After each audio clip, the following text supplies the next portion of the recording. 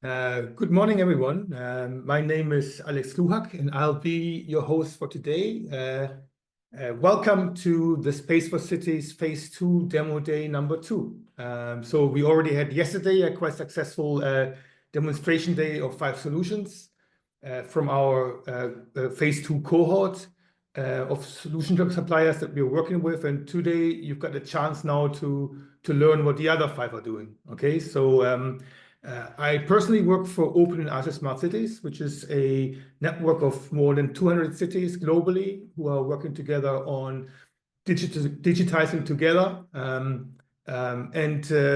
Our role in this project really is about capacity building and also connecting, basically sharing this knowledge that we are creating here with our core cities, also with a wider network of cities and regions. Before we give the floor to our presenters, I will just give you a few more details about the project. Apologies for those who've already joined yesterday. It might sound a repeat, so it's maybe a good moment for you now to get a cup of tea or coffee. But yeah, Space4Cities is a project which is funded by the European Union and especially by USPA, the EU agency for the space program. It started already 2.5 years ago. It's working collectively. We're working collectively with a group of cities, so five cities and regions in Europe, together with a network of let's say space technology companies and providers, such as Aerospace Valley, as well as Open Smart Cities, which is a network. And our goal is really to foster the adoption of new innovative technologies that enable or empower cities using space data and space technologies such as Copernicus and Galileo to create solutions that solve problems around urban space management and dynamic management of urban space. Basically, the project overall really tries to target specific challenges that our buyer group cities have. So this includes challenges around sustainable mobility, climate resilience adaptation, and urban planning and management. And we believe in those areas, or those areas are most impactful for the cities participating in this program, but also at the same time offer also the biggest opportunities for space technologies and space data to make a difference. Okay, and what we did is we published a large call beginning of last year, where we are trying to attract basically solution providers from the market and consortia of solution providers to develop different solutions in these areas. And in the end, it was a multi-stage program. Our open call really, our first one, gathered a large number of interests. So we had 150 different nearly solution providers submitting proposals. And out of these, we selected what we believed or felt were the 20 best ones. And those 20 actually had a chance to develop a more detailed solution design. This was phase 1. And now, following that, we selected 10 to actually go and develop a prototype. And obviously, the webinars today and yesterday, they showcase what those 10 suppliers have done within the last 6 months. And the idea is that very shortly, we will select 5 suppliers to take forward to real pilots. So the idea there is really that those 5 solution providers will have one of the consortium cities that we have to deploy a solution in, but at the same time, we also will enhance this opportunity and invite also other cities and regions to join the pilots. So in the end, we will run what we call a replicator call that involves also other cities and regions to trial and test those solutions. A very brief, those 10 solutions that you can see is on a very brief glance. So they're focused on different areas, some around structural health management, water leak detection, emission management, others around urban green space management, climate risks, and wildfire management. And in today's session, you will see the latter. So basically, urban green space management, climate risk management, and wildfire management examples. A few notes before we dive into the presentations themselves. So we are really looking for replicator cities in regions, so cities who are really also interested in those solutions and are keen to trial them, so to join us in the pilot activities. It's a 3-month pilot that we have in mind. Obviously, the costs will be covered by the suppliers themselves. This is part basically of the funding that we provide to them if they make it to the final stage. And we will also provide a bit of support for cities to enable engaging effectively with us, like, for instance, in travels and meetings. And the call will be launched in July, will be open until end of August. And hopefully in September, we will then select or as well some of the replicators to join us in our activities. So overall, we envision to have 10 additional pilot replicator cities, 2 for each solution, right, that we will select in the end. And obviously, we can't promise that all solutions that you see today and that you've seen yesterday will make it. This is something that we'll announce very shortly, but will be also communicated then as part of the replicator call. Very briefly, the agenda for today. So you can see after my intro, we'll have our first solution, CLIMAPS, followed by OPTIM-Green, UrbanROOTS, VISTA, and then AI-WUIFIRE, right? So obviously we invite you to stay for the entire session. This would be great because I think it's quite inspiring what people have done. But equally, we understand it's basically a big chunk of your morning. So if you feel that you need to drop in, drop out, you can use those kind of timings as a rough guidance for it. Okay, we'll try to stick to it as much as we can.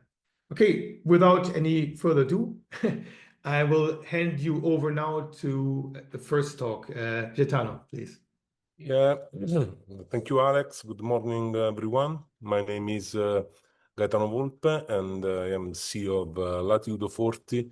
That is one of the 3 consortium members of the CLIMAPS, together with Planetech, with Planetech and Team Dev, 2 other Italian remote sensing company.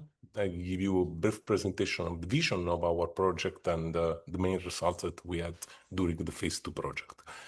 First of all, the mission of this consortium, CLIMAPS consortium, is to turn European space data into city climate actions. So we know everyone that climate is a problem now. In this day, we have a very extreme heat, and we can offer a solution.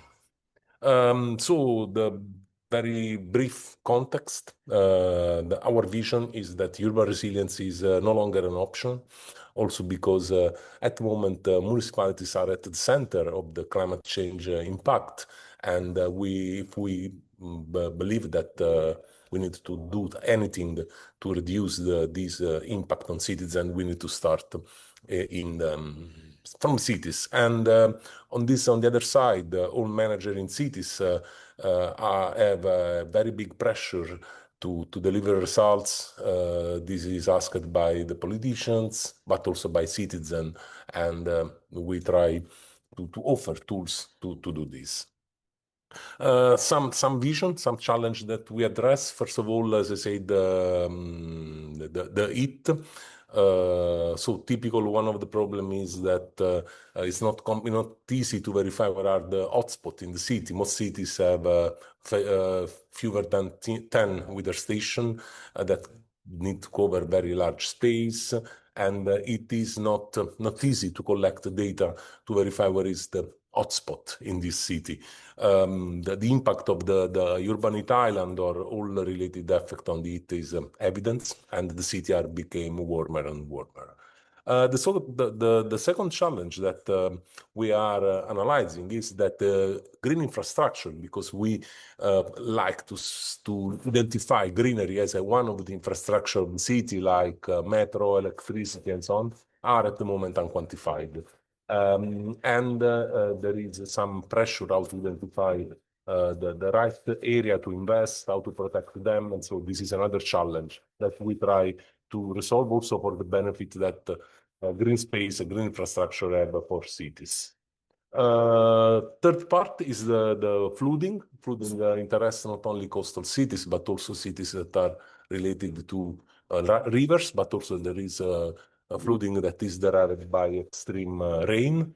And so in this case, also this is a problem that is not easy for cities to identify where are the area at risk of flooding and how to create mitigation against the flooding. Finally, the future of the city. Sometimes there is a new project for regeneration, for mitigation of this effect, but it's never possible to identify what are the results before the invest. So typical, the action is to use budget of the city with planning, but without any evidence of the testing and of that the mitigation that are selected are correct for the problem that we are analyzing. So typically, the question are, where should the next park go? Which district needs priority intervention? And what is the result that I can obtain? On this, we have a fantastic solution that simulate the mitigation I will show later. So cities can verify also different plan, what is the best one to solve the problem. So CLIMAPS try to solve all this problem and with using remote sensing, artificial intelligence, and automation to offer solution that can be used by every city officer or employees in city administration. Starting from the consortium, we are one consortium with one strategic vision. Is not a consortium built only for this project. We are all three companies based in Italy with different technology at the TRL 9. We participate in a large space project in Italy that is named IRIDE for local public administration. So we have a strategic vision to grow together. We are with different dimensions, but united with a vision to do something for cities. And our consortium has at the moment a strategic alliance between the partners. So just to see very quickly, I show a very short video that I remove the audio that can present very quickly the platform. I will present very quickly. The platform is based on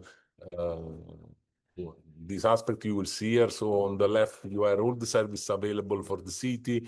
You can see the maps that are derived from satellite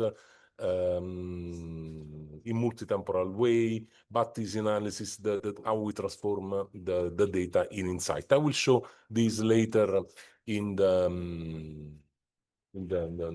live demonstration. This is our simulator that simulates the effect of a change of land cover, land use with analyzing of the aspect. But give me more time later to present it. So what we released inside the climate, 8 climate intelligence products divided in 3 thematic groups. So one platform, real impact at the district level. So the first 2 projects that we released that I said before is one is a flooding risk analysis at 10 meter resolution, analyzed for single district, where we offer not only the map, but the KPIs that are the percentage of district at high pluvial flooding risk and how many critical assets are exposed. On the other side, we offer a surface urban Italian identification with the identification of the hotspot in the city, but also the average temperature at average for district and how many people vulnerable, so children and elderly people are exposed to this risk. The second aspect are more related to greenery. So we have under the greenery 3 type of processor or service that are, one is the green health. So we can see the vegetation, variation of vegetation health inside the district between years. So you can give them some information to act for the cities. On the other side, the height of the trees, so we can identify how big, how height is the vegetation in the city, so what is the capability to create shadow in the city. Finally, the biodiversity potential. So it's how the city can increase the biodiversity. This is also part of the new EU regulation on the restoration law. So identify the area for potential new habitat, different habitat. Finally, is the how is used the land and the territory. So we have two algorithms. One is the land use, and so we can see the variation and the consumption of the land. So every city, but also citizen, can identify if there is a consumption of land or an increase of green spaces and other aspect. And the other aspect is the soil sealing, so how the city is divided by impervious surface or not impervious, and also identify a list of the main change. What we do in the project is interesting, very high interaction with the cities, and one of the results that we reached is the district level KPI. So we interact on the city, and they told us that the map alone is not just a solution, because a map gives only a part of the information. So we divided the city in district and produced for each district the right information. This is how we adapted the product on the real city needs. And so finally, as I say, the simulator is this tool that I will show that give them from observation to decision. So what is the actually situation? What we learned in this project? So that the modularity wins. Is not possible to offer a single solution, but the solution need to be enough modular to adapt to the city. Try to speak the language of cities. One other aspect is that the data must travel. So we have the capability also not only to offer the data in the platform, but also export all the information inside to create reports. And the platform that we deliver is ready to scale, because it's also used in more than 30 cities all around Europe with the collaboration of different partners. We have always open feedback, so the city can book a demo for us, or can give feedback also on this demo. Finally, I give more space to Alex. I move to the live presentation. Let me change my sharing. The platform has a completely web access, so no needs to install any tool, any source, but you go to our website, enter in the platform. In this case, the platform is dedicated to the city, analyzing the project Amsterdam, Athens, and Genk. We have also Naples for a comparison. So when you enter in the city, the menu offer you all the service that we produced for the specific city. And I said before, we have the maps. So in this case, this is the land cover, land use. This is we can have also the possibility to see in time, so that we have the map. We produced the map in 2024 and the map in 2025, but it's complex to analyze. What is the difference? You need to use a GIS. You need to be an expert to do this analysis. So what we did, we created this segmentation for district, and each district has its own KPIs. So you can just click on the district to see different level, and I will explain why you have this different color. So when I enter here, I have the classification for each year with a very simple graph where I can see the area of the district for the different type of land use, land cover, so tree cover, grassland, cropland, built up, permanent water bodies, and herbaceous wetland. But the most interesting things is very easy access to the change between the year. So in this case, in this district, we see an increase of 0.12% of the tree cover, and the reduction of herbaceous wetland, so and for grassland. So probably there is an area of reforestation or plant or new trees in this city. And the other aspect is that we have the variation with the district inside the city that add, I can reorder, add the biggest variation in the period. So it's a sort of classification for the city, some other information that you can see. The same approach is not only for the land use, but you can see also for the source ceiling. As I said, you can see the map. It's not so clear, the map variation, but you can see the KPI.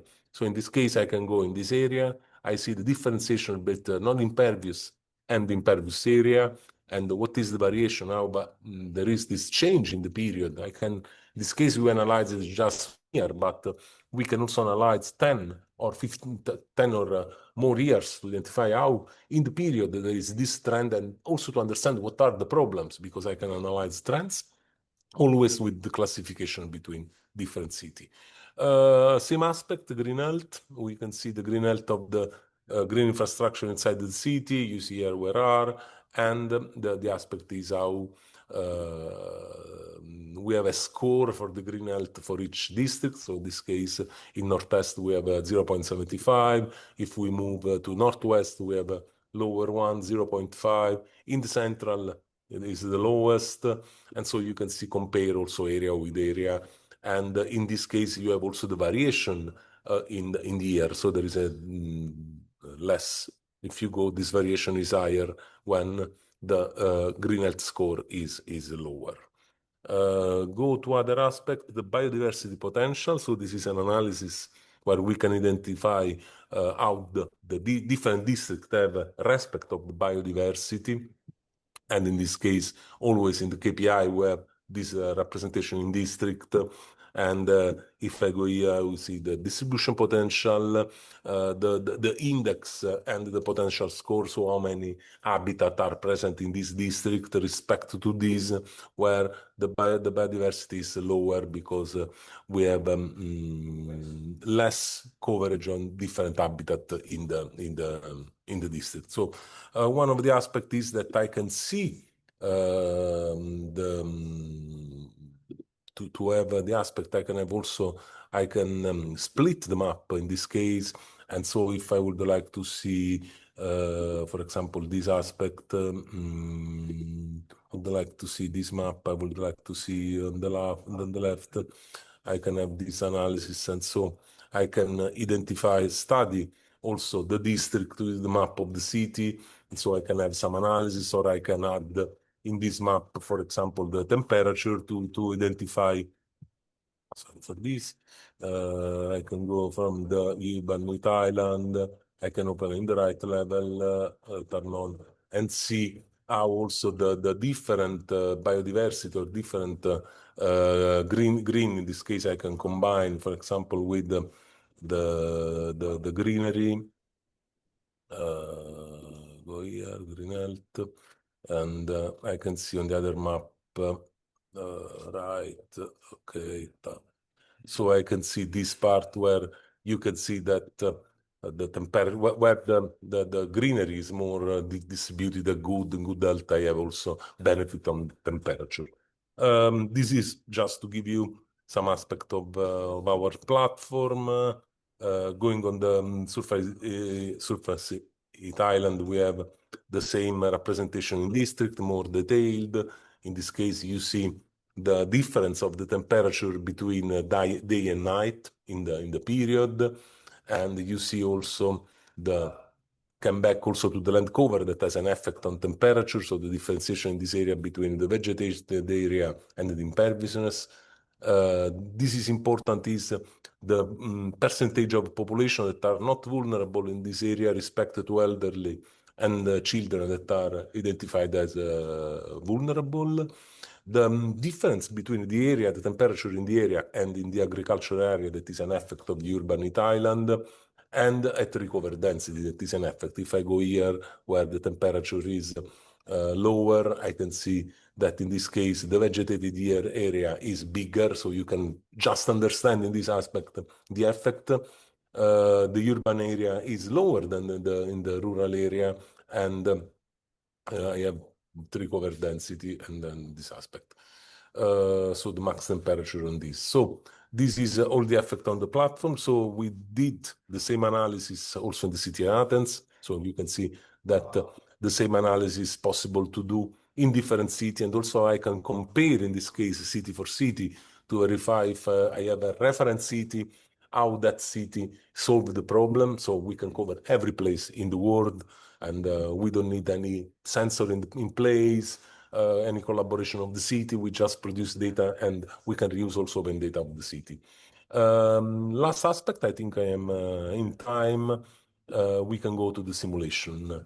The simulation. Yeah, you've got enough time still. Yeah. Yeah, we can go to the simulation. In this case, this tool is searched by some of our customers. So the idea is when I need to change or reconvert or transform a part of the city, we take this part of the city, typical of the city, start with a master plan, ask to urban planners or to consultancy or some other organization to create a master plan. I can change the city. So in this case, this is the idea of this area. You can see that is an increasing of the green area on the space, redistribution of the building, so different construction. In this case, we used the master plan, but we have also a tool where I can try to use some aspects. So you can sort of game, you can transform here the city by yourself, adding small trees, medium tree, big trees, bare soil, cropland. So I can transform. What is our simulator? So based on this aspect, we create an image simulating the passage of the satellite in the future. So we create a sort of synthetic satellite imagery that simulates the passage in the future. We can decide the period of the passage. So 1 year, 2 years, 10 years, also to simulate the growth of the trees that we plant. And we can simulate all the layer that I showed you before. For the pilot, we just simulated the one layer. So the surface urban island. So you can see in this case the actual situation of the temperature. It's clear that the temperature here reflects the coverage of greenery or other aspect. Here is more higher. So the concept is, as I said, this is the plan of the city to change the area, and they can see what happens if they will create this activity. As you see, there is a potential benefit in reduction of the temperature. Let me say, this action can create benefit for the city, and I can also quantify it. So I can quantify in terms of improvement in the pressure of temperature, the variation between the actual situation and the temperature after the intervention, and how can I reduce the peak temperature on this aspect. It's clear that I can have an improvement of the coverage index, so the tree coverage index of the 11% in this area. It's clear that this is just a map, but if I need, I can download the report. So I have a report downloaded by the platform. So all the analysis that I have is transformed in the report generated automatically by the platform with all the information. I have all the information that can be showed, presented, shared with other people inside the organization, with the major, deputy major, the people that need to, let's say, authorize the investment. And in this case, I can try different type of master plan. So I can say, I would like to test and also like a challenge between different urban planners what is the best solution. So I think that my time is go to the end. Thank you for your time today to see a CLIMAPS solution, and happy to give you some details if you have any question after my presentation. And thank you, Alex, for this opportunity. Oh, thank you, Gaetano. Really nice presentation, quite clear. Yeah, and then you're really bang on time. So we've got obviously quite a bit of time now still until the next talk for conversations and discussions about your solution. And I'm very happy to obviously take questions now from the audience, and I can see already there's one has been posted. So I think earlier in your talk you said that you can integrate different data sources into your platform, and the question was what kind of data sources can you put in? Yeah, I answered also in the chat. This is Mhm. interesting. We can use any spatial data source of the city that are also in GIS format or also in Excel file. So we can analyze it. For example, in different city, we for the city of Milan, we included the bike lanes, so they can identify the urban Italians on the bike lanes. For the city of Grenoble, that is another partner of ours, we included the sensor for temperature, so we can improve also the detail and spatialize the data, or air quality services, for example, presence of the area for hotspots interesting for the city, school, hospital, big office. So the platform is really open to the integration of data existing in the city. It could be also a tool to valorize and give second life also on the data produced for the city that can be transformed, integrated with satellite data to have better insight. This is the idea, to transform all this data. Maps is not sufficient for our vision. Maps is just different color that only expert can analyze with a very expert eye, and the solution is to transform this map in numbers, in decision support, and in the vision. For example, also introducing some aspect that we can do is the climate scenario for the future. So you can see this or identify MRV. With another city, we are working on MRV in this moment, so they can assess past intervention on the city. What is the effect if 2 years ago I created a new park in a part of the city? Now I can see what is the result of that investment and what is the ROI, social ROI of this investment. So I don't take more time. Thank you for the question, No, Ari. that's fine. That's fine. Look, thank you. I think that should be sufficient food for thoughts.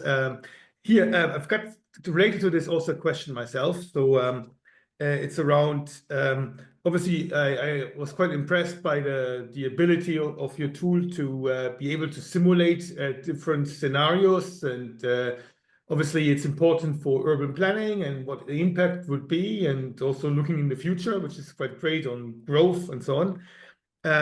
So obviously you said you had a tool where you can put the trees and draw your sort of plan in an area. But I guess maybe some people they're working maybe with external parties to develop their own master plan, right? Or versions of it. So can you import also externally created new plans and then do the simulation on top? Yeah, the example that I showed you is a master plan, GIS master plan that we recovered on with the city of Amsterdam. Probably we recovered on the internet, so we can import any type of GIS master plan. The importance is that the master plan is category as the categorization of the land cover.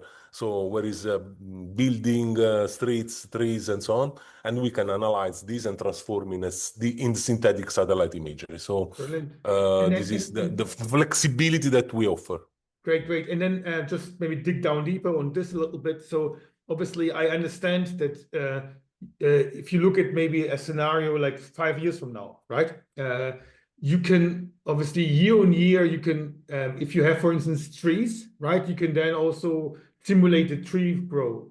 Yeah, we can import, we can give an information what is the rate of growth of the city, of the trees, and so you can see the shadow. We analyze the shadow of the trees and the impact on the microclimatic performance index, temperature, and so on.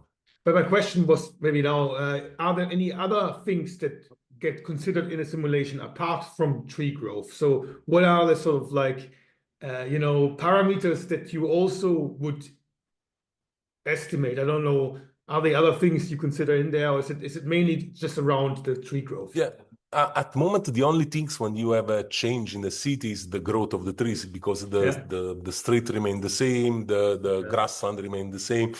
So, for example, we can identify some aspect if you add or not green roof. So, what is the benefit of the green roof? So, this is the different simulation that you can do. What we plan to do in the future is also to verify the impact of the air quality, but is not yet ready in the platform. So to simulate what happens if you close the street, so to simulate the variation of the air quality based on some choosing the traffic organization. But this is one of the activities that we have in R&D today to import this. Okay, perfect. So maybe I will, before sort of like asking my final question, I will sort of maybe still give others an opportunity to say something. So I don't know, is there anyone else who wants to, you know, to have a question about a solution that Gaetano presented? Feel free to obviously raise your hand. We'll bring you in, or if you're sort of, or just paste it into the chat window. Now is your chance. Okay, good. Well, then I have obviously a couple of more before we switch to the next presenter. Maybe one thing that I'm quite keen on was to understand the timely resolution, right, of your sort of snapshots and how you can compare. And I think you presented currently just annual snapshots, like this year, last year, right? Is this sort of the minimum resolution unit you can work on a yearly basis, or are there others that you can consider? No, this was a simplification for the pilot to accelerate. Consider that we can process any image that is produced by satellite. So typical Sentinel-2 is every 3 days without cloud coverage. So typical you have around 40, average 40 image per year. There are some layer that is not so important to have so with high frequency. For example, the land cover land use, because you have not so frequently change. Probably temperature, you can have the land surface temperature every week. Also to have the seasonable, typical you can, what our customer have, for example, for every 3 months, so they can compare Q1, the first 3 months, so perfect. The seasonal, so the to have season the seasonal variations. Right. Typical in what we lacked in the platform is the capability for each city to set up the frequency of the imagery. So I can see probably if a city would like to have a land cover land use every 3 days, free to use, you can see no variation, because in 3 days you have no variation, but we have the maximum flexibility. This is just a choose in the prototype to have simple aspect. Okay, thank you, Gaetano. I think our time is up, unfortunately. There are a few more questions or comments in the chat. Please, if you can respond to them, that would be great. Okay, but in the chat. Okay, and I will now invite, if possible, Inaya to present OPTIM-Green. Thank you again, Gaetano. We'll start with my presentation. So I'm Inaya, like I say, and I'm here to present you OPTIM-Green solution which have been developed by Optimize. OPTIM-Green is a decision support tool for the tree planting in urban area. So for the context, Optimize is a French startup which is specialized in a custom of geospatial application for the support decision and process making. For that, we collect and integrate satellite and Sentinel and local data in support tool to deliver context-aware information for the energy, industry, and environmental sectors.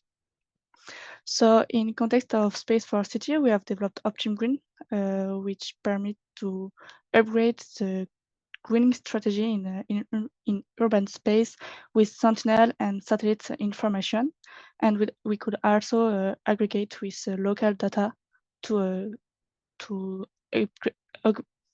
update the accuracy of information and use all the data we can. So this tool was developed to respond to the request of fight against the global warming, because this impacts the urban area with heat island, soil movement, and also biodiversity and water drainage. So plant tree is a solution. We could help to reduce the heat island, and it will help to regulate and update the biodiversity in each area, which depend of the tree and the greening space we are implement. So we have developed the OPTIM-Green to serve to help city to prioritize and select the area to plant tree, because if we plant on the wrong place, the damage will be more important than the positive impact on the city and on the environmental sectors and area. For example, the clay soil and the shrink movement will be augmented with the plantation of tree, because they will damage the soil and damage after the building and structural environmental. So OPTIM-Green is a SaaS decision support tool. We will permit to give an overview of the area to study and to manage with tree and green space. By identifying the constraint and risk, and each layer of tool will be aggregate and will be correspond to a constraint or risk in this area. This tool will help to harmonize the strategy on each area between municipality and in the same municipality between sector and districts, and will also help to support and justify the decision which are taken. And this will support the decision with data, but we are going to keep the human decision and human analysis. This just will provide more information to support the decision. So the tool I will show you just after that is actually a demonstrator with 3 layers. So we have implemented the ground movement of the soil, the urban heat island, and also the presence of the existing tree to combine this information and to obtain a greening score, excuse me. But in fact, we could implement many layers of many information, which are useful for the greening score and to determine where is the best place to plant and where is the worst place. So we could take the strategy by we have to plant here, or in contrary, we could choose to manage by we don't have to plant here because it's too risky and there are many constraints in this area. And this interface will also permit to bring local data to complement and augment the accuracy of the information. For example, if you have if you know the exact number of trees in each area, you could import this information and augment the accuracy of the satellite layer information. So OPTIM-Green will, after selected each layer you have and which you would like to use and which layer you would like to import, this will bring all this layer in a greening score, and you can manage this greening score. So I will change my screen to pass on the demonstrator. So for the demonstrator, I have access to the Amsterdam demonstrator. So like I introduced you, we have 3 layers actually, but you could import how many layers you want from satellite information on for your local data. And each layer will have its color legendary, and you could manage the color and all the information. And this will give you information about the fact and the actual state of the city. So all the layer will be updated frequently to have the last information, and you could have an overview by the time to see the evolution of each area. So for the first layer, I will show you is a heat island. So we could see in some area, it's not really really hot or very cold. But in this area, for example, we have a big heat island, and on the water, it's not very hot, it's most very cold. And you can manage and see and visualize all layer. So for example, this layer is a local layer, it's a local data. We have implemented with the data we found on internet from Amsterdam, and we have the exact number of the tree and not the estimation of satellite information. And we could see each layer. For example, this one is the shrink small vein soil by seasonality. So when you have more movement of soil, which are bring each year at the same period. And the objective is so to visualize each information. So we could determine with this information if we have to plant tree in this area or if it's best to plant in this area. But the objective is also to combine all the information to have the best recommendation with taking in consideration all the environmental facts. So you could manage each layer you choose. So here we have the 3 layer I've shown you, but if you have a 10 layer, you could choose to use in this mask or in the other mask which layer, and you could manage that. But you also could manage the impact of each information. It depends on what is your strategy to plant. If you would like to take in consideration to fight against the seasonality or against the heat island, it's not the same strategy.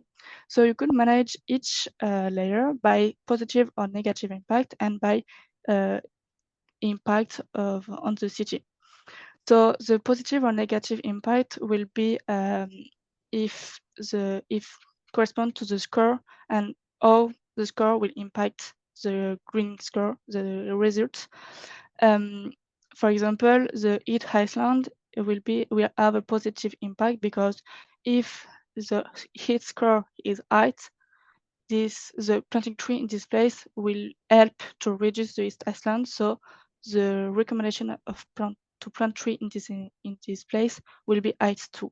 So it's positive. But in reverse, for example, the tree intensity will be a more negative impact because if you have a lot of tree plant in this area, it will be difficult to plant tree here or the space was saturated.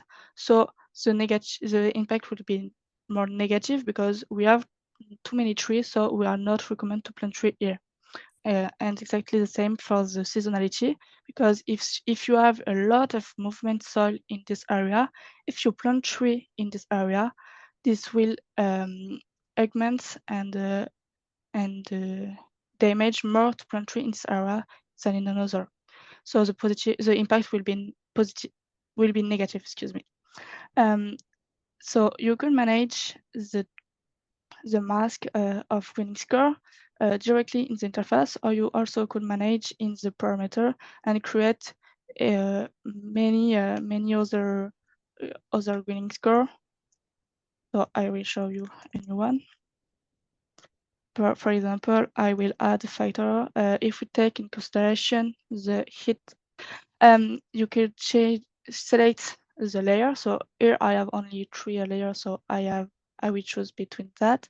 But for example, I would like to fight against the heat island, so the coefficient will be important and the impact will be positive because if it's hot, I would like to plant tree in this area.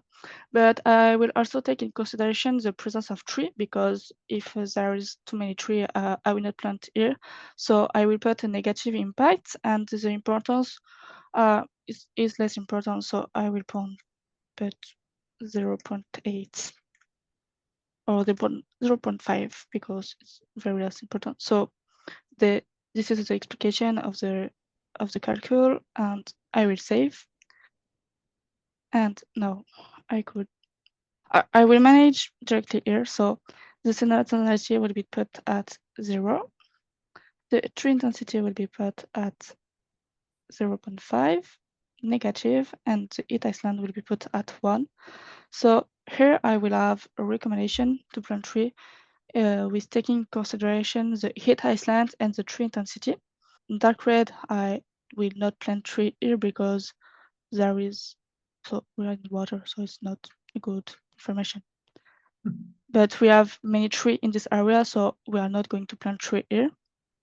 So it fits with the information I gave you. And for example, we have a dark green just here. And if you check, we don't have any tree in this place, and the heat island is important too. So the result recommend to plant tree here, but we keep the human information and analysis because we are not going to plant tree in the roads. So it's just a tool to support and to regroup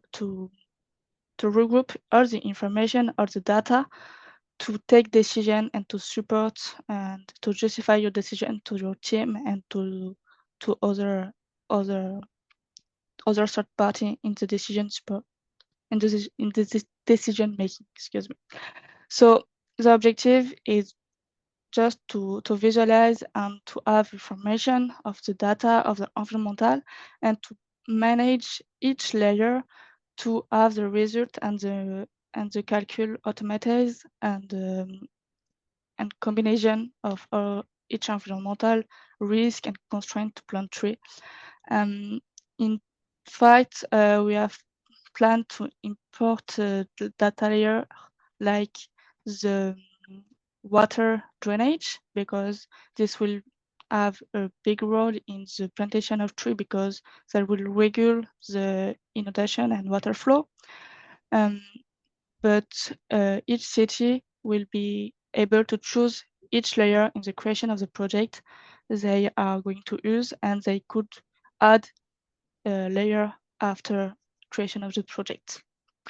So I show you that, and the objective is also to have this tool on the interface on the web interface, but you will also be able to export the information and the screening score to your GIS or other tool you are working you are already working with it, and it's just not support in tool in more, but it's in complement to your tool, and you could import there to take decision and to manage the decision. But in my interface, I think my colleague is making some changement on the interface because the screening score is not working and my the exportation is not here, so I couldn't show you. And you also could create new projects. So each person which are logged in the interface could manage each project, share with its team, and bring all the layer. And you could set up the new information with the name, the project, import your own data, and after the importation of your own data, you could select the official layer we are implement in the tool. And I think I finished my demonstration. Just the tool will recommend to plant or not in this area, or just to change strategy or to avoid planting. Take in consideration all the environmental information and layered information data. Excellent. Thank you. Thank you. Brilliant. Also, just a comment as well. It's quite brave to do stuff live. So I know, well done. And also for being brave, and obviously sometimes, you still hit bugs. We have to kind of clearly say that these are prototypes, right? And yeah, which will be now hardened as part of the pilots. So yeah, very good. Thank you. So yeah, obviously again, we've got now obviously time for questions. Again, as before, you've got the opportunity now to ask a question, or maybe to raise your hand, or just post your question in the chat window, if possible. So while we wait, maybe I can start off with a few on my end. Yeah. Yeah. So in this case, like when I look at the screen, just what does it mean? A red area means I should plant or I should not plant? In green, it's recommended to plant. So when the score is 1, it's recommended to plant. So, so I should plant in the green areas, but not in the red ones. Yeah. Correct. This is what it says. Yeah. In fact, the recommendation is if you plant 3 years, the impact will be the highest in positive impact, because if you plant trees, this will reduce heat island or soil movement or anything you would like to improve. And his recommendation is here you have the best impacts, the more important positive impacts. And in red, you will not recommend to plant tree here because the impact will be a negative impact on the environmental area. Yeah, it's just in consideration of the impact you would like to have on each layer, it will recommend to plant. It's the best place with the best impacts. And then also what's sort of interesting is to understand as well, like if I'm a city and I'm going to use your tool, right? What is the sort of data that you already have, and what data do I need to provide you as a city? So actually in the demonstrator, we have this 3 layer, but we are working to implement other satellite data, like the water drainage, but I have the list of the other 2 layer, but yeah, we have planned to import other layer which are collected during the phase 2 interview with cities. They have asked for some other information. So we are going to collect more layers. The idea is to have approximately 100 layers of information. So the objective is city take the tool, and they could choose in this layer and this list of layers, and it's working for the analysis. And if you want more detail, or if you have some data on your own database, you could import them. For example, see if you have the exactly list of tree presence on this area, you could import and replace the satellite layer of tree presence by your one. So you don't have to import your own data, but you could if you have it and if you want to use it. The objective is just to permit to take the data in this position to bring decision. Right. Okay, understood. So basically, but what I understood now, obviously you referred a lot to future data or other data layers, but what my sort of question was like, so heat, tree intensity, and seasonality, this is data you can already get from a satellite. Is this correct? Yeah. So this is actually working as well for our city. It could be for any city in Europe. Yeah. Just when you create a project, you have to select the area of city. So for example, we have taken the center of the city, but you could take a bigger space of analysis, and this will bring the data in this space. Brilliant, correct. And then you said some of the data you can actually replace by higher quality data. Like for instance, if you have exact tree locations, you could then replace the tree intensity layer from the satellite by this exact tree layer, right? Is this what you could add in more, but if in future you would like to see also your data and the satellite data, you could add the satellite data after. Brilliant, understood. Okay. And then to understand as well, what is sort of the resolution that you're working with, right? So if you look now at the screen, I don't know what a hexagon is. So what's the type of resolution of data that you are having available, right? Actually, the hexagon was 20 lengths, 20 meter. But in each project, you could manage the size of the information. This will just depend of if you take the whole city, the whole city or the other area of the study. You will take a bigger hexagon to have information. And when you select and you would like to have more information in this area, you just zoom and change the size of the hexagon, and this will be less important. Normally, you could go to 5 meters of precision, of accuracy. Yeah. But is this with the baseline satellite data, or is or let's say what's the resolution default that you get if you just use the satellite data layer provided? Actually, the default size, it's the one I show you. It's for the satellite data. It's 20 meters then. Yeah. Okay. Yeah. Thank And you. after each user will manage the information they would like to see. Perfect. Okay. I don't know. I don't see any sort of like further questions. And again, thanks again, Ayana, for your presentation of OPTIM-Green. Okay. Okay. Let me just start sharing my screen. So once again, good morning, everyone. Thank you very much once again for the opportunity to be here and present the amazing work that we've been doing over this past year.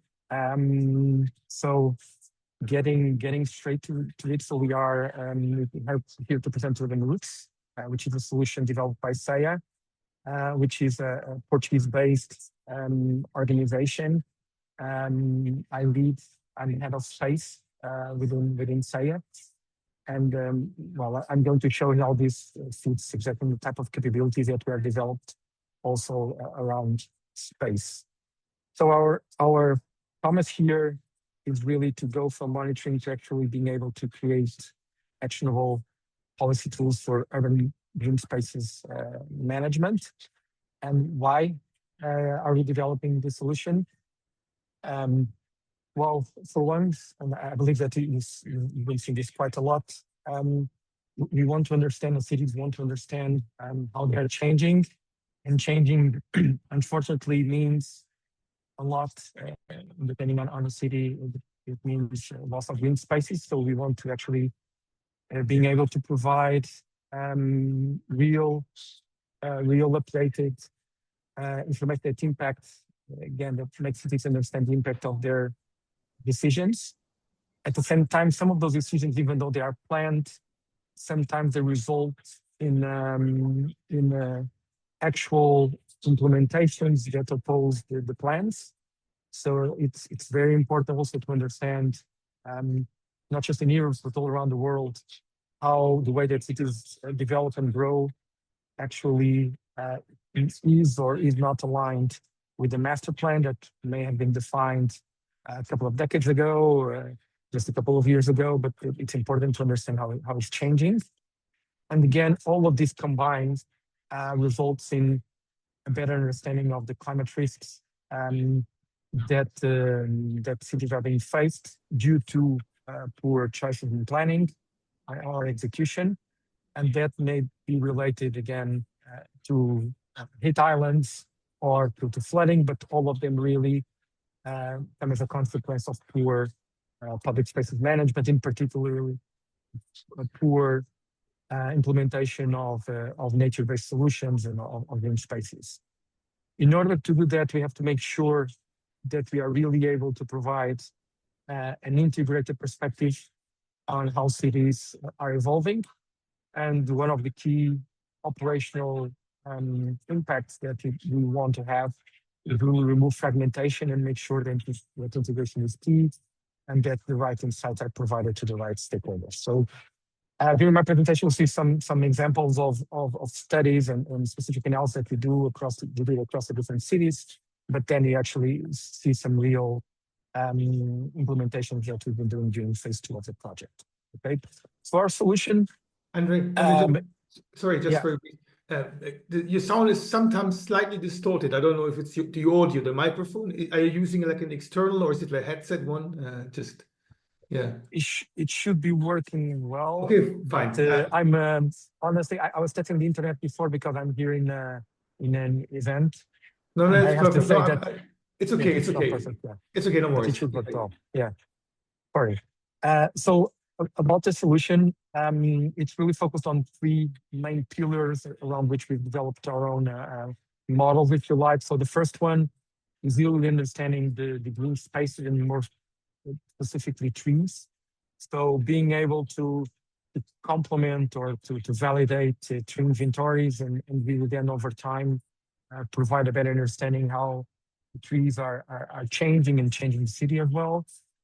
Over time also, we want to better understand how different species are being implemented within the cities and monitor those components as well and how they translate into risks. A second important component for us, which is related to our own activities, and this has to do also with the vision, where we are seeing more and more cities position themselves not as carbon emitters, but really as carbon sinks, and whether we can really help cities better manage their offset strategies and understanding the potential for carbon sequestration. So we are also developing also some models around carbon sequestration specifically for cities. And finally, related also to urban development, really being able to understand how the city itself is changing, how the land use is changing, and providing actionable evidence where you may be defining like new priority areas where you want to have new green infrastructure or just test for non-compliance. So our departure point, as is the spirit of this whole project, is really leveraging the capability of the Copernicus program on having a historical and continuous monitoring of the different cities, having the different data sets, historical data sets, providing what we call an early warning, but really what we believe one of the differentiators is combining this approach with something that we are developing here in Portugal, which is the Atlantic Constellation, that is being deployed now until the end of 2027, where we have very high resolution imagery, both in optical and SAR, and we can really do what we call event-triggered near real-time tasking, where if we detect some kind of change, or if we want to do a very high resolution mapping of a specific component of the city, we can do that by using these capabilities that are embedded into the product. So the idea is really to focus on intelligence, not on imagery. So in order to do that, we have to work across multiple scales and multiple types of sensors like SAR, optical. We have to combine local sources, for instance, for LiDAR or other internal data sets. But the whole idea is really for us to be able to provide intelligence across the different scales. So one of the examples that we have of the work that we've been doing is really, for instance, based on 10-meter imagery, being able to really have 14 classes that have now been improved to 16 classes land use map, dynamic land use map of the cities, which we can, for instance, use to then map not only green spaces, but then with our models have above ground biomass or carbon models. And for carbon, for instance, we work from 10 meters down to 1 meter scale with very high resolution, just an image where you can have an idea of the further granularity, where you can really follow the trail, let's say, of how trees are stocking carbon, and Sara will show you actually in our demo. One of the key things, just to get a little bit more in detail to understand the complexity of some of the things that we are tackling. So we understood, we've been working also with forests. We understood there's dense areas and there's more sparse areas like urban environments where we really want to count individual trees, but there are others that are really dense where you just want to understand the size of the canopy. So actually we've been training different models for different types of configurations, where actually we have what we call a hybrid tree detection model, where we not only detect the trees, the tree area, but then we also detect individual trees, provided that the resolution that we are using, which can be as little as 30 centimeters, even though our current models are using 70 centimeters, with very interesting results for different cities, as Sara will show you. One of the other components that we are doing for better onboarding the different cities and understanding, for instance, difference in local types of classifications or even the language component, we are already using AI to really onboard local data. So this is just an example of the official land use uncover for the city of Helsinki in Finnish, where we mapped for our internal model. Another example where we are using AI as well, which is not yet in production, the production version that Sara is showing you, but really more than showing the KPIs and also showing you the maps that we are producing, but really showing you the type of insights that you should be able to get from what you are seeing and what that implies for the city as well. Okay.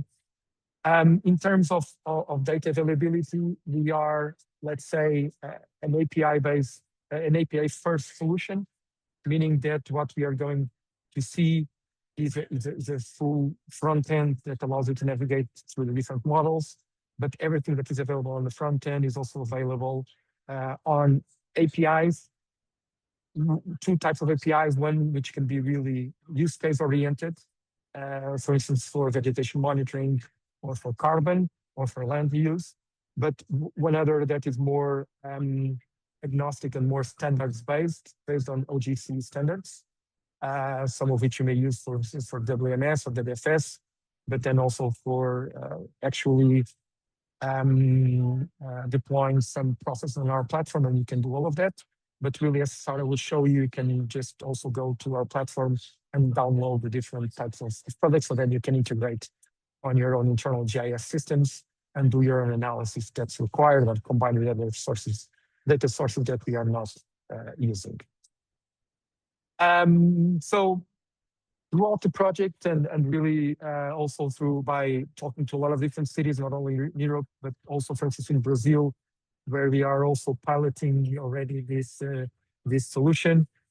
We have understood that maybe, so the first thing is for cities to understand the value of data.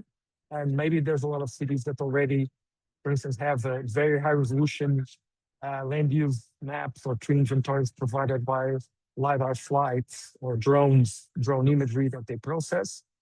We've been seeing a lot of use cases where actually a lot of the things that we are doing with drones, where you only get imagery maybe once a year or every 2 years, we can provide the same quality of data. Of course, not for all use cases, but for a lot of them, the same kind of output by simply using satellite imagery from 10 meters down to 1 meter scale. And that's actually a very interesting value proposition for us. So really those cities that already have, for instance, also validate the baseline data sets that you can use, where we can fine tune our models to the specifics of that city. So we had a lot of interesting challenges for Helsinki, which is a completely different environment from the one that we have in Portugal. But we've managed gradually to really combine also these local data sources to fine tune it to the local city. So that I think is the very interesting value proposition that we have, so that we can provide this kind of dynamic urban intelligence that we are proposing. Okay, so quickly getting to the end of it before the demo. So our plans really working with the main city, but also the replicator cities, is really about consolidating what we are developing. So we already have a working solution, but of course there's a lot more that you can get now on insights and really how cities want to perceive and get information, so that it's actionable.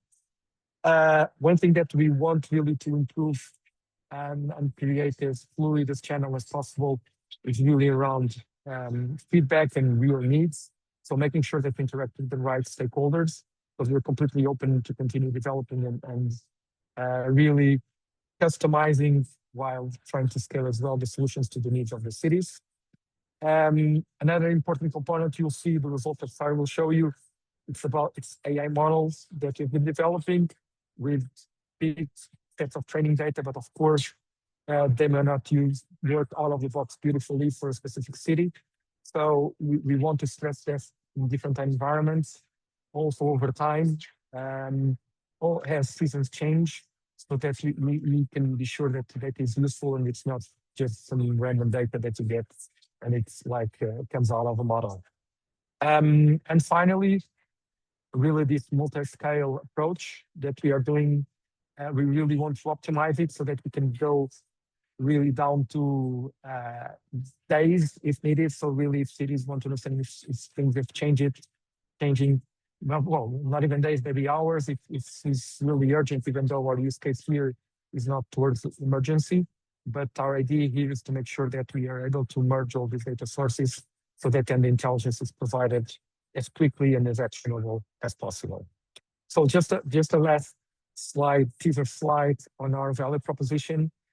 Really, it's so completely focusing on green spaces intelligence, but really we don't want to hear what's in this. So how much do all these images cost? So we are investing a lot on the upstream component for the satellites, but we believe that if we provide these services at scale, we really can provide a competitive service that uses all the different imageries, and then we focus really on intelligence better managing your cities. So now I will hand over to my colleague Sarah, that will show you the current status of our platform, and we'll be more than happy to discuss afterwards any question you may have on my presentation or on our roadmap on the platform as well. So over to you, Sarah. Thanks, Andre. Can you already see my screen? Yes, we can. Perfect. Okay, perfect. So hello, good morning all. So starting off with our platform and with our demo, I want to overview a bit of the platform structure. So this is a web-based platform. Each city would have their own environment, and the users would have access to the platform. So for example, here we are seeing Guimarães environment with 3 of their parishes already created and being monitored. This is the starting page, so the main page where you land when you log in.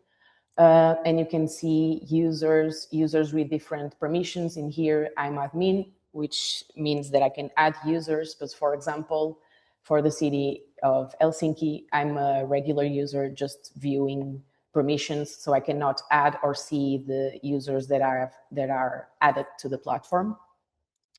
We also have light and dark mode just as for user preferences.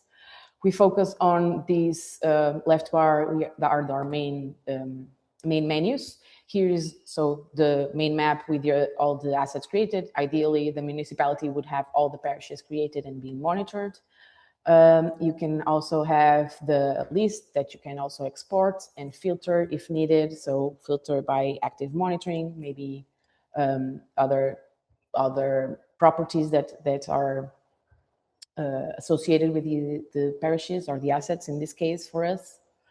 As for the carbon analysis menu, we already have here the analysis for this parish for Guimarães, which has the total carbon captured for the parish. And you can see that for the next period, was actually configured to have the monitoring, yearly monitoring, so from January to December each year. So the first one was 2024, next one is 2025, and you can see the difference of sequestered carbon and what's new due to new vegetation and what was lost due to loss of vegetation as well. We can see also the new carbon, let's say, layer, which indicates the areas where new carbon exists. And for example, lost vegetation, if somebody needs to understand better what the impact of the lost vegetation in the carbon capture. You have here metrics, and as Andre explained earlier, we are developing and finishing up the tool that will allow users to export this and to really have the reporting capabilities to share with stakeholders in the municipality as needed, with important metrics and insights that are good for any non-technical users as well, which is our main focus. These insights are done with Sentinel, and you can see also the image that generated the carbon mapping and all the layers. And you can change, obviously, the opacity. As for the urban planning, as we call it, we compare the city master plan as a baseline, and then we analyze monthly in this case, because how it's set up, the land usage of the parish or the municipality in this case. For example, let me check another month ahead. If we toggle on the non-compliance mask, it will give the changes from the baseline, in this case, the master plan and the land use land cover of the month of April. You can see here better if you change the opacity. This does not account for good changes. So if urban area transformed into vegetation, we are not accounting, but we are changing it right now. So we can at least configure what is considered a good change. So anything, for example, turning into vegetation or forest would be considered good. So it won't appear in the change mask if the users don't want it to. Also, for simplicity, we added a comparison menu that can compare directly the master plan and the land use of the moment, so the user can actually see real-time the comparison between the two layers. As per the tree inventory, we have this overview of all the assets. In this case, we only ran it for the Lordale parish, but you can see the insights. This is the first layer, so there's no balance. And then if we go to the year of 2025, you can actually see that there are more trees, how many new trees, so the tree is not placed in the same place.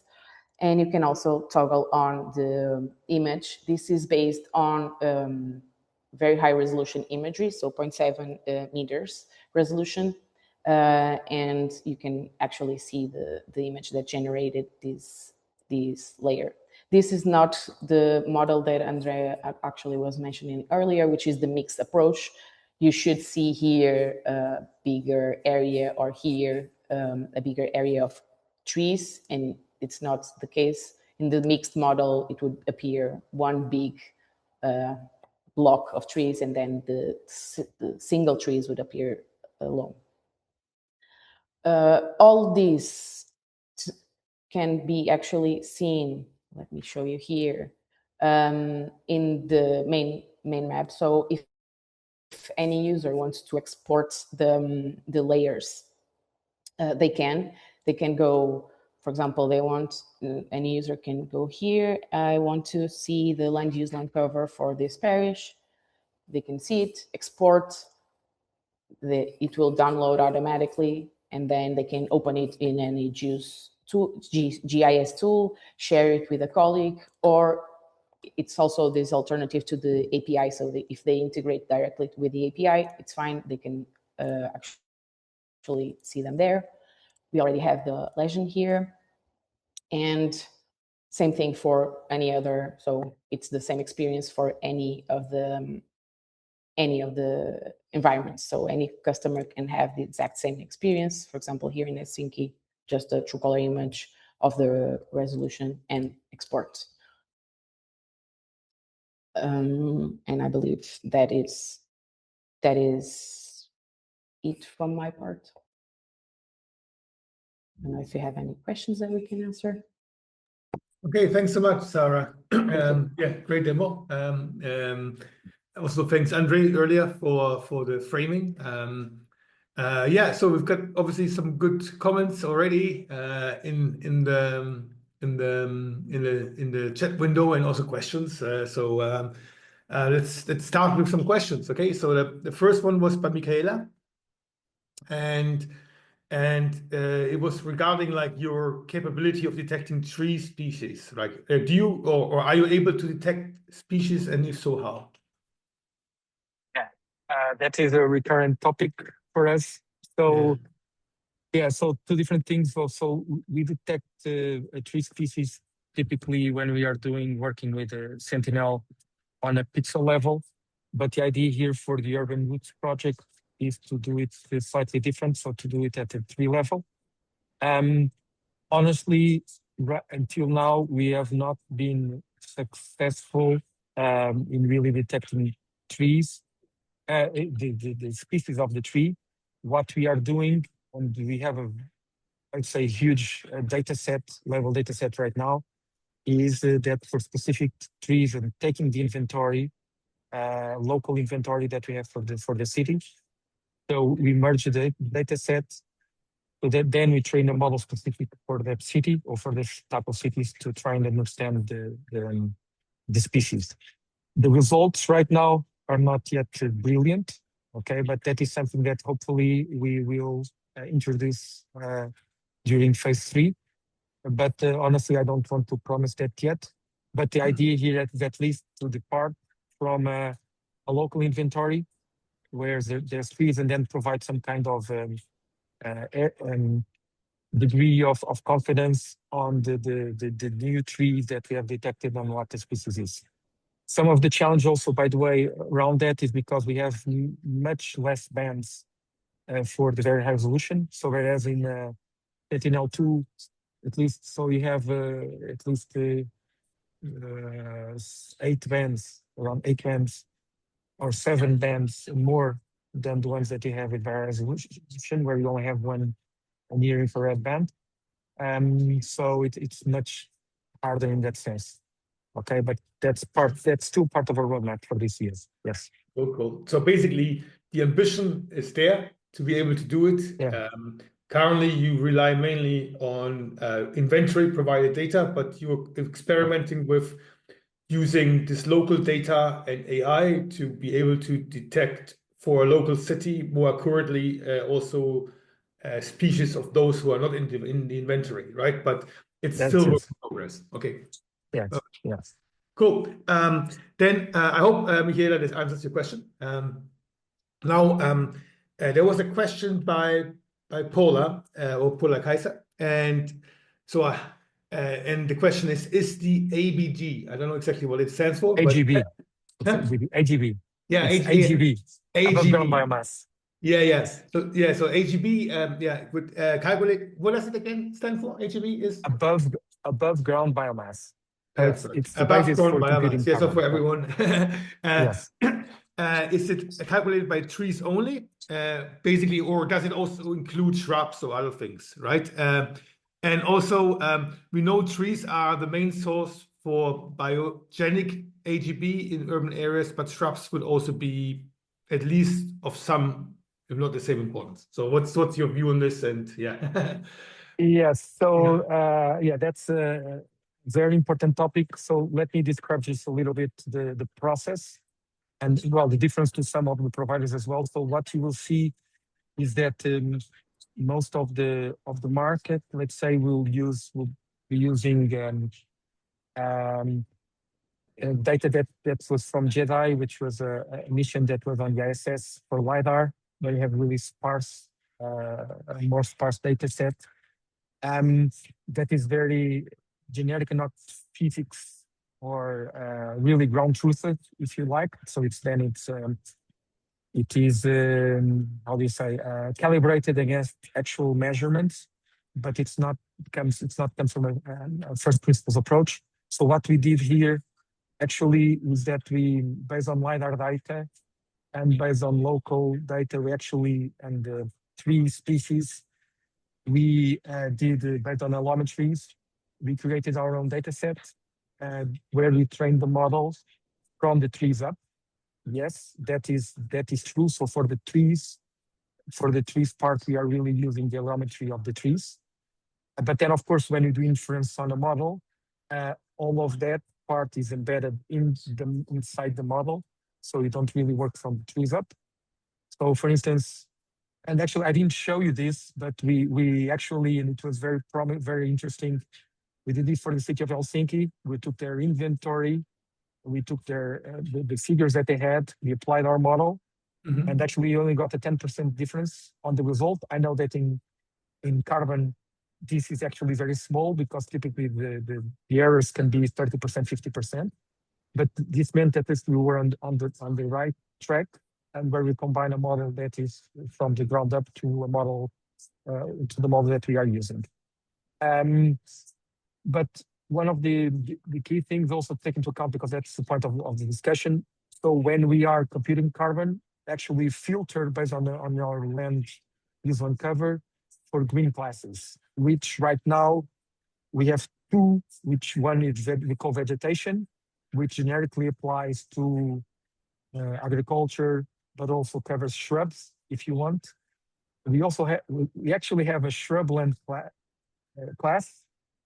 We have data annotated for shrublands, but it's like, it's the worst class to actually validate. So there's a lot of confusion around between the shrubs and the rest.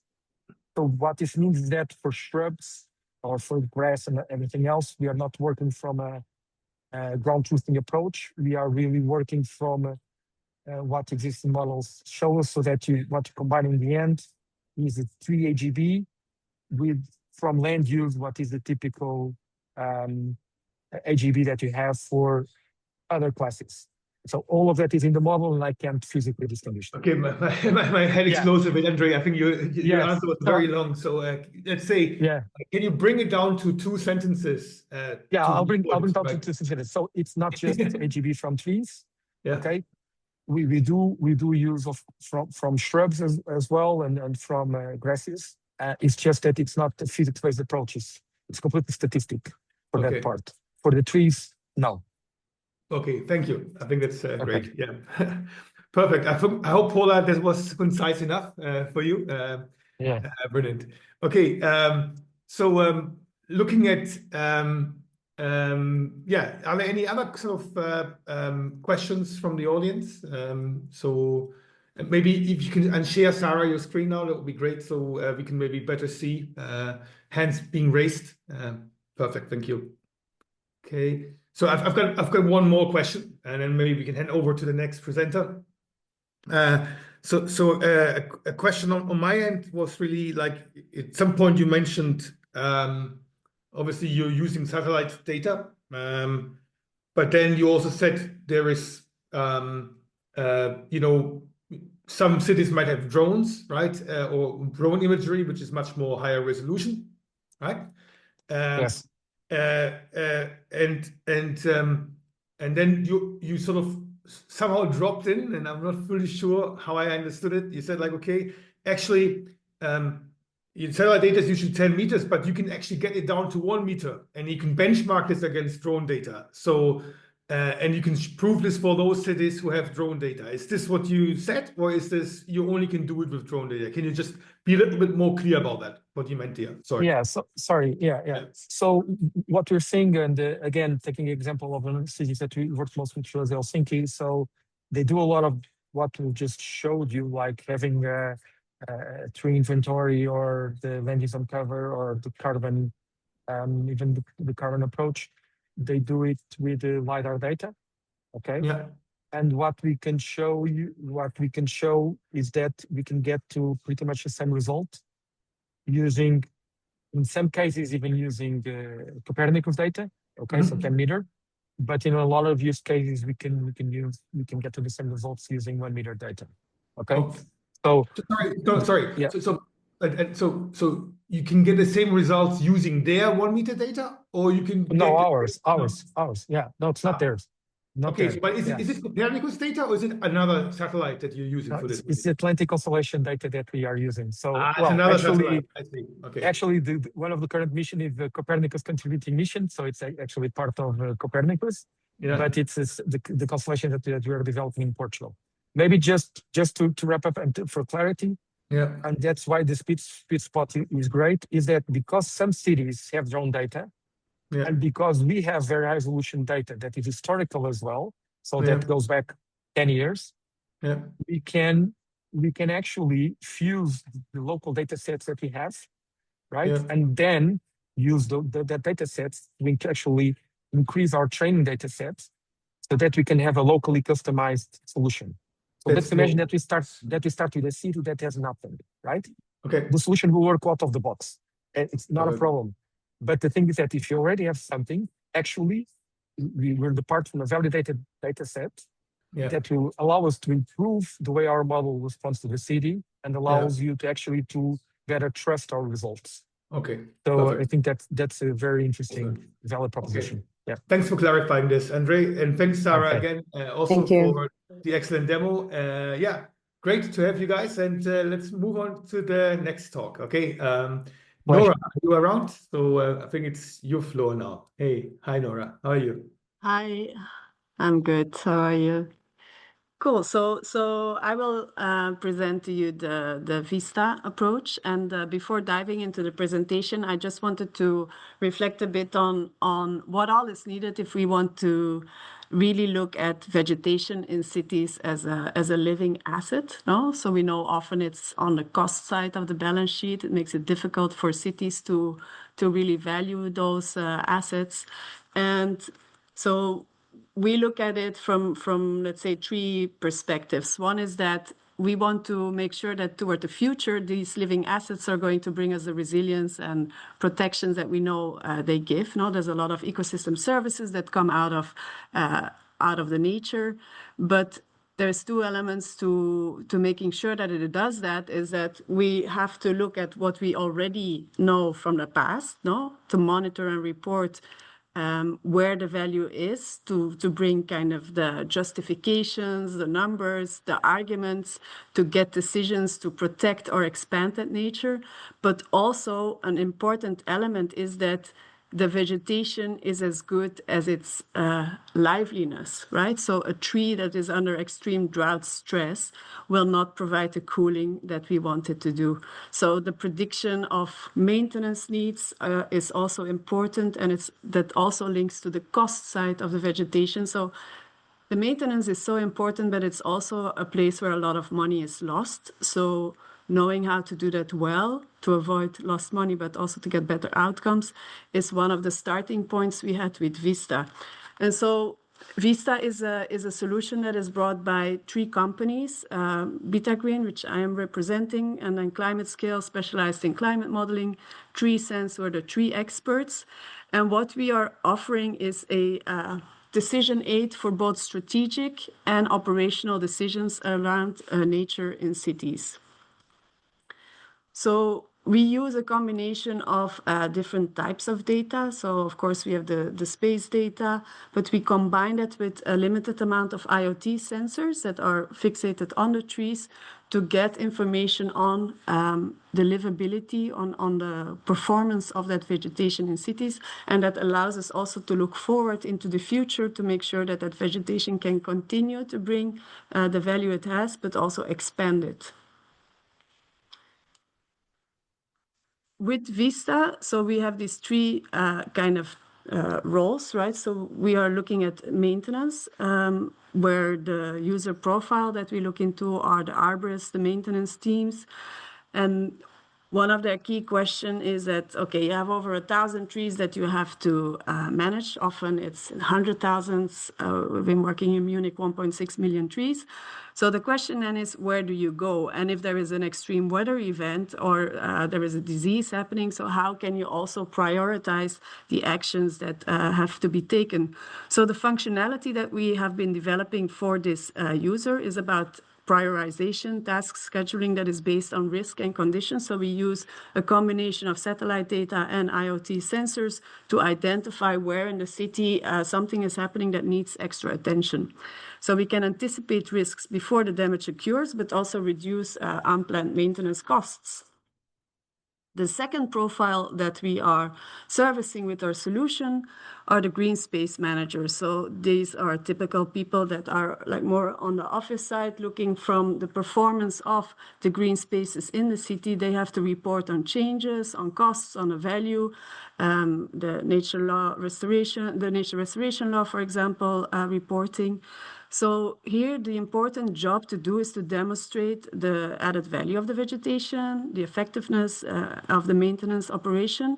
And the functionality we're offering here is to have a multi-scale view of the green infrastructure performance and the returns that it brings. So what is the value that you now actually get out of it? So the shared evidence that we provide here with our solution is showing the progress on climate biodiversity targets, but also is giving the information that is needed when political decisions or budget decisions are made on whether to keep or reduce or expand green in the city. The last user profile that we are working on are the urban planners. Yeah, so here the job to do is to bring a convincing narrative, to invest where it matters most. So these are the users that want to enhance urban resilience, citizen well-being, and show how nature or green spaces are contributing to that. So the functionality we're offering here is scenario modeling of greening and climate adaptation interventions. So by knowing where are the risks, the hotspots in the city, and how they will change, or how the risk will change by more or less nature in the city, we give them very hard evidence that then can be used in making budget and planning decisions. So before I go a bit in the demo, I want to share like the core of the value that we are adding in terms of the science and the knowledge provision, the analysis that we do. So through the combination of these IoT devices and the satellite with machine learning and forward modeling, we are able to downscale the NDVI results, so the satellite NDVI data, up to the tree level data. We have, for a sampled set of our trees, moisture data, and we can then extrapolate through machine learning what is going to be the moisture level and therefore the health condition of individual trees.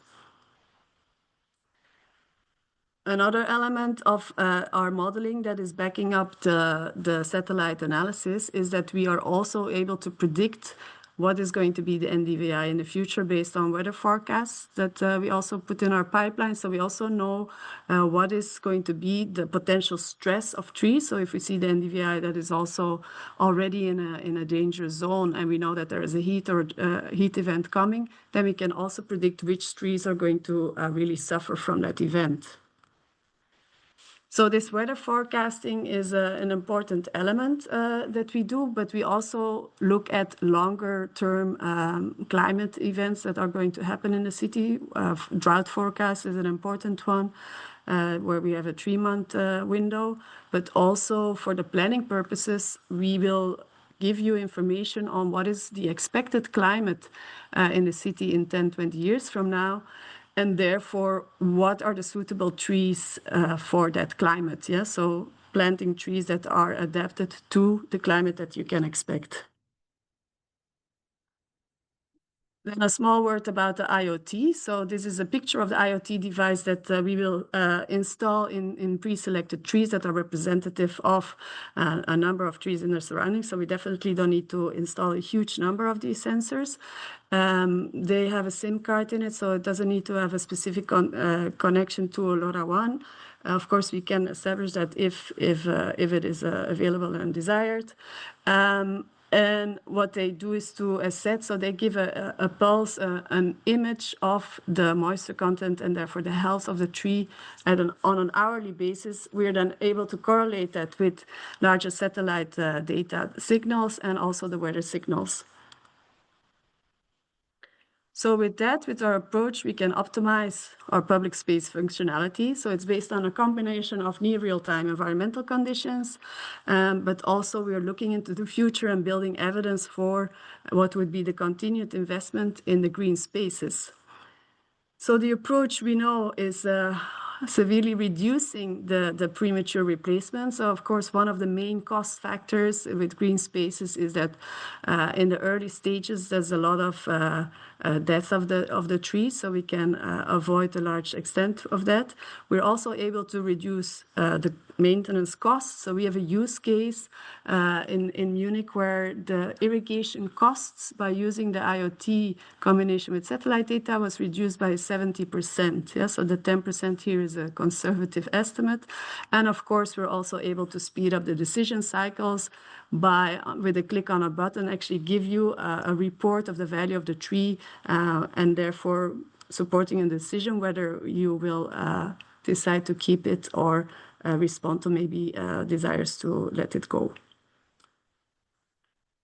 So now I will skip to the demo. So I will very briefly show you the 3 user profiles that we have. Yeah. So to remind you, one is on the maintenance. So here we're really looking at prioritization of tasks, understanding where in the city interventions are needed. So we combine the planned interventions with potentially city complaints that might come, and the warning signals that we get from our weather forecasting, NDVI, and soil moisture and tree moisture analysis. The second one is for the monitoring, so looking more at larger scale what is happening with the vegetation. We can also do that at tree level. And then the third use case is really based on the risk in the city. Where do you have your heat islands? Where do you have flood issues? What is the current role of vegetation in buffering them, and how can we expand and buffer more, reduce the risk, is the third use case. So let me skip to the demo. So maybe starting with the third use case is what we're looking at now. So we're looking at the... Nora, we can still see your slides only, not the other demos. Okay, then I have to reshare. Share screen. All right. Do you see it now? Yeah. Yes. Perfect. Okay. Okay, so here we're looking at the third use case where we are basically trying to understand what are the risks in a city and also what is the value of vegetation currently in the baseline assessment versus a scenario where we would increase greenery. So we are unique position here is that we have 2-meter resolution. Yeah, so you have very high resolution of the heat, air temperature, and WBGT around buildings, around green areas. Also of flood. So these are results of modeling that is done at high resolution. And we can, with that, kind of identify hotspots of risk. So if I focus on flood, for example, we see here an area where there is quite some flood on the road, up to 0.5 meter, and this is definitely going to produce a disruption issue. So this will be kind of a focus area to see, okay, how can we deal with this flood, and can nature do something to help with that? Another use case would be on the heat. Yeah, so we see in this area that there is clearly some heat, also around this parking lot. So again, the question would be, how can we use nature to reduce that risk? So what we do is to propose scenarios, but there's also a possibility where you can, through the user interface, run your own scenarios. So for example, here we have made a combination of planting trees and a storage area.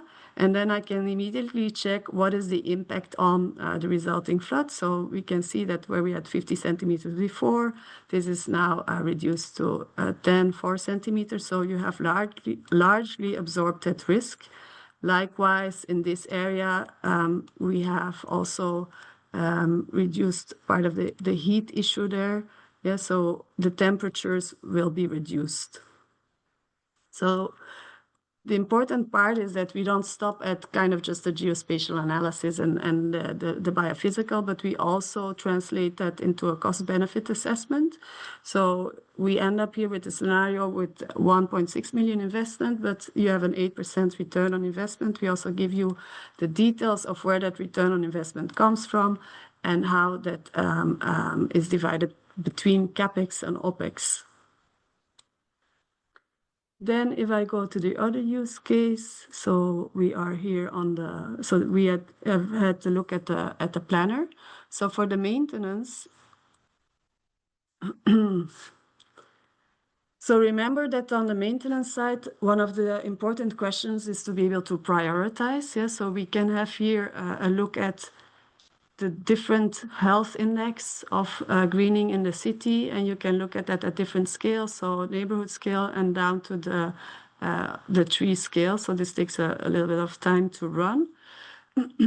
So this is one of the things that we are improving in phase 3 is to get the speed of the pipeline. So we had 1.6 million trees in Munich. That was a lot of data pipeline to build, and so you can actually have a individual assessment of these trees, and then look at what are the trees at risk, what is the impact on the value at risk, but also what tasks need to be done. In the task, we have made a provision to link to potential city complaints that happen. So there is the standard planned tasks of maintenance in the city. There's tasks that come because somebody is complaining, somebody has noticed that something is happening with the vegetation. And then there is a responsive task. So based on the alerts that we get through our system, through the weather alerts or through detecting problems with the vegetation health, we also set up another list of tasks. And then maybe very quickly on the third profile. So remember, this is the person that is looking back and has to change detection and report on what is happening with the vegetation and also the value it provides. So here we have 4 kind of elements of analysis that we do. So we have an overview, but also in the vegetation functioning.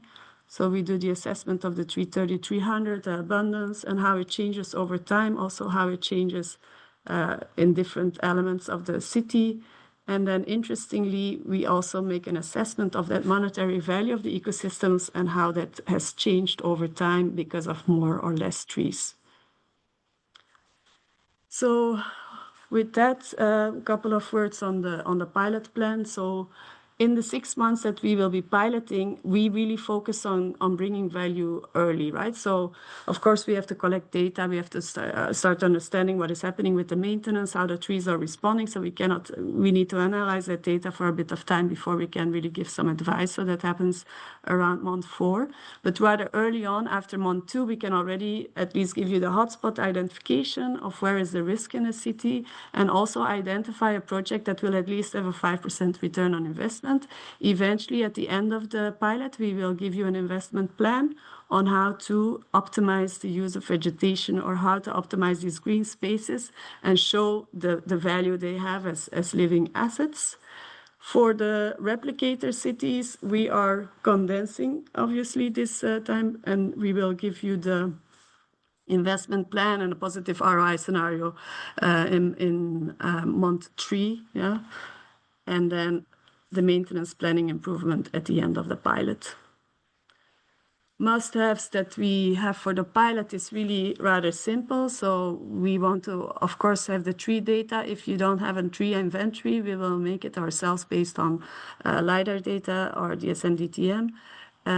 The physical tree attributes is the physical access to the trees is necessary so that we can install the IoT sensors. For the pilot, these are going to be around 15 to 20 IoT sensors. And of course, we need to have the people of the city involved so that we can have the conversations needed to customize, adapt, make sure that you get the output that is useful for you. And that is basically the key requirements that we have. Other things are more nice to have.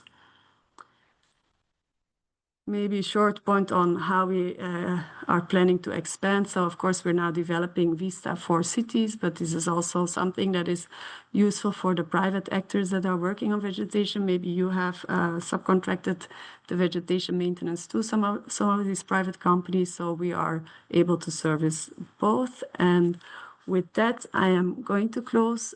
So cost-wise, we have our onboarding that takes some time, a modular architecture that allows to also adapt the pricing based on the needs you really have. We're able to respond to the data readiness, whether you have a very fully fledged tree inventory or not. And so this is also built into our business model so that we can scale with what you need, what you have, and where we want to go. And I think with that, I'm at the end, happy to take your questions. Thank you.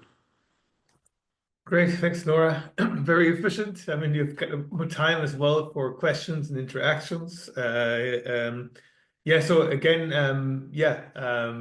quite clear in terms of like the user roles that you are tackling, right? And also the demonstrations that you showed. I think they kind of link as well nicely to what those different users are expecting to see. I like this. Yeah, so let's open up maybe for everyone. Do you guys have any questions for Nora?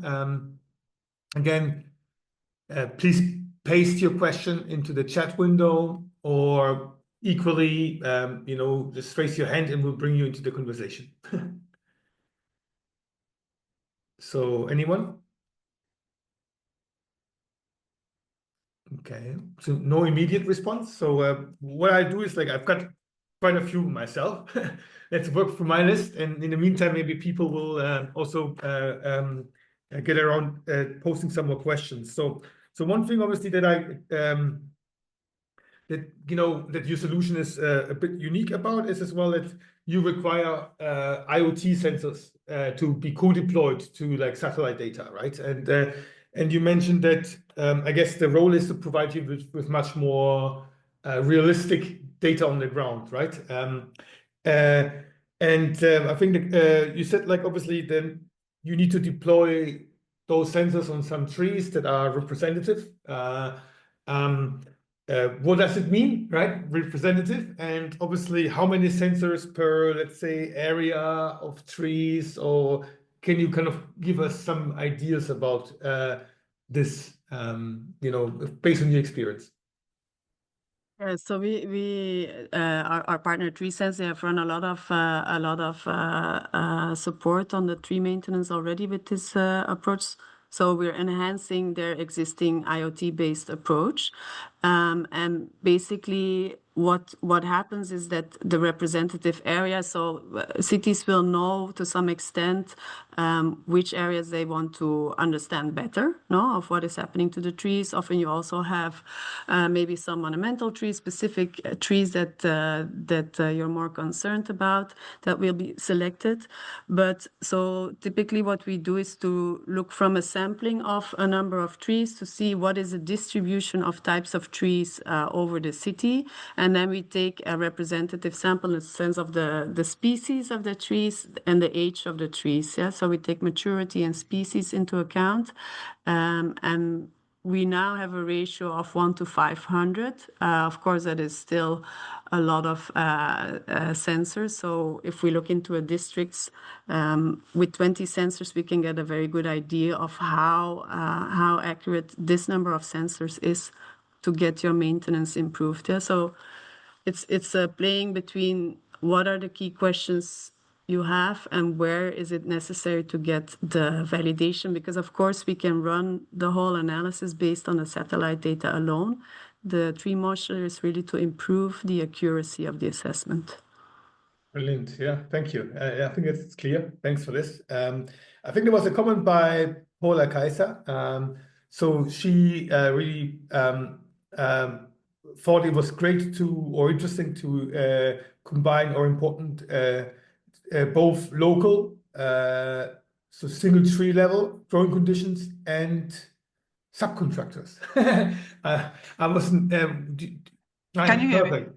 Yeah, it was not actually a question. I was just really, it's really important because the city as a system is a really complex working environment. So I'm really glad that you incorporate both the really local growing conditions, because the vegetation can't thrive otherwise.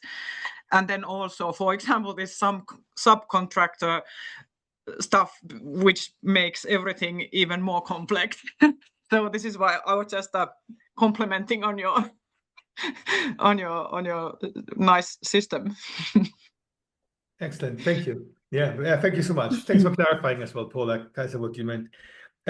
Yeah, I mean, slightly related to this, obviously, what obviously stands out is like that you have also the sort of financial dimension captured in your tool. So like the types of costs that might be needed to I guess maintain or kind of like where you need to, let's say, plant trees, like to kind of like make the work happen, right? The costs, however, I guess are quite highly locally dependent, right? So it's I guess maybe in Munich it costs quite differently to sort of do such maintenance or such sort of like planting operations than maybe somewhere in Romania or in Spain, right? So and what's your sort of how do you kind of like localize this in your tool? Yeah, thanks. Indeed, that's an important point. And so we have already deployed the IoT system in over 20 cities. In the consortium, we have already experience with bits and pieces now of the solution that is now presented. So we know we have a database of CapEx, OpEx that is localized. But what we will do in the onboarding phase is to check these numbers. Yeah? So there's an option of working with the default values. The default values are regionalized, but they can be further made specific. But this is also like an element of the learning in the tool, because in the maintain, we also record, well, there's a possibility to record the actual costs of the maintenance. So with that, we will be able to increasingly provide better predictions on what that cost is. Perfect. Yeah, that makes sense. Yeah, and then a bit on the same angle, but not necessarily now focusing on costs, but maybe on the gains, the return. So how do you quantify return of investment, right? Because I guess that's a bit more trickier. I mean, obviously costs are real because you have to spend money on it, but the gains are not necessarily always directly financially measurable, right? So can you expand a little bit more about this? Yeah, so our approach is the result of a number of European research projects. We are a spin-off of the university and been working on this for quite some time.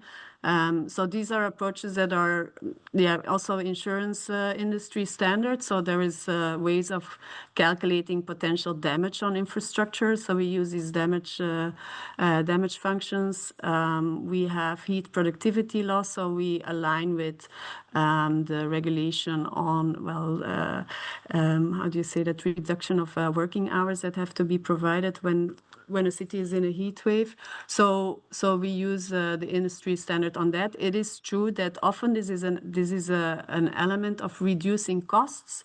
It doesn't mean revenue streams. So this is an element where we're working very heavily on right now with cities to then identify how these reduced costs can be linked to existing budgets and realigning budgets with that. So to give an example, cities or a city we are working now, they pay around 20 million per year on road maintenance.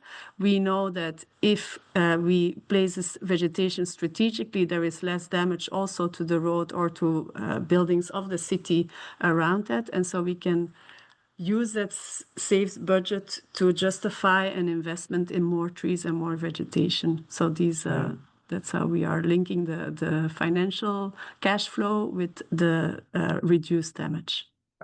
Great. I think, yeah, that's also clear. I think, or preventative costs or whatever, right, in future, right? But I guess the challenge here still, I see that city departments are not really necessarily holistically financed, right? Service areas are independently financed. So whereas maybe the sort of team that looks after the green space might not be the same team that looks after the infrastructure, and they have different budgets, right?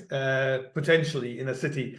So how can you make this argument across? You know what I mean? So is this a challenge that you experience? And yeah, it's really about providing the narrative and the evidence that brings people to the same goal, right? So for example, we're now working with people from climate adaptation and public works. So they do have combined goals of improving public space and adapting to climate. If we can show through our analysis that both are achieved by installing vegetation, then they have a natural alliance. Yeah. Sure. But obviously, you know, the problem is like the traffic maintenance budget will be lower. So and the green budget will be higher. So how can you justify this transition of budgets, right? So I think, but I agree. I mean, if they're all combined goals, that makes it easier. Yeah, perfect.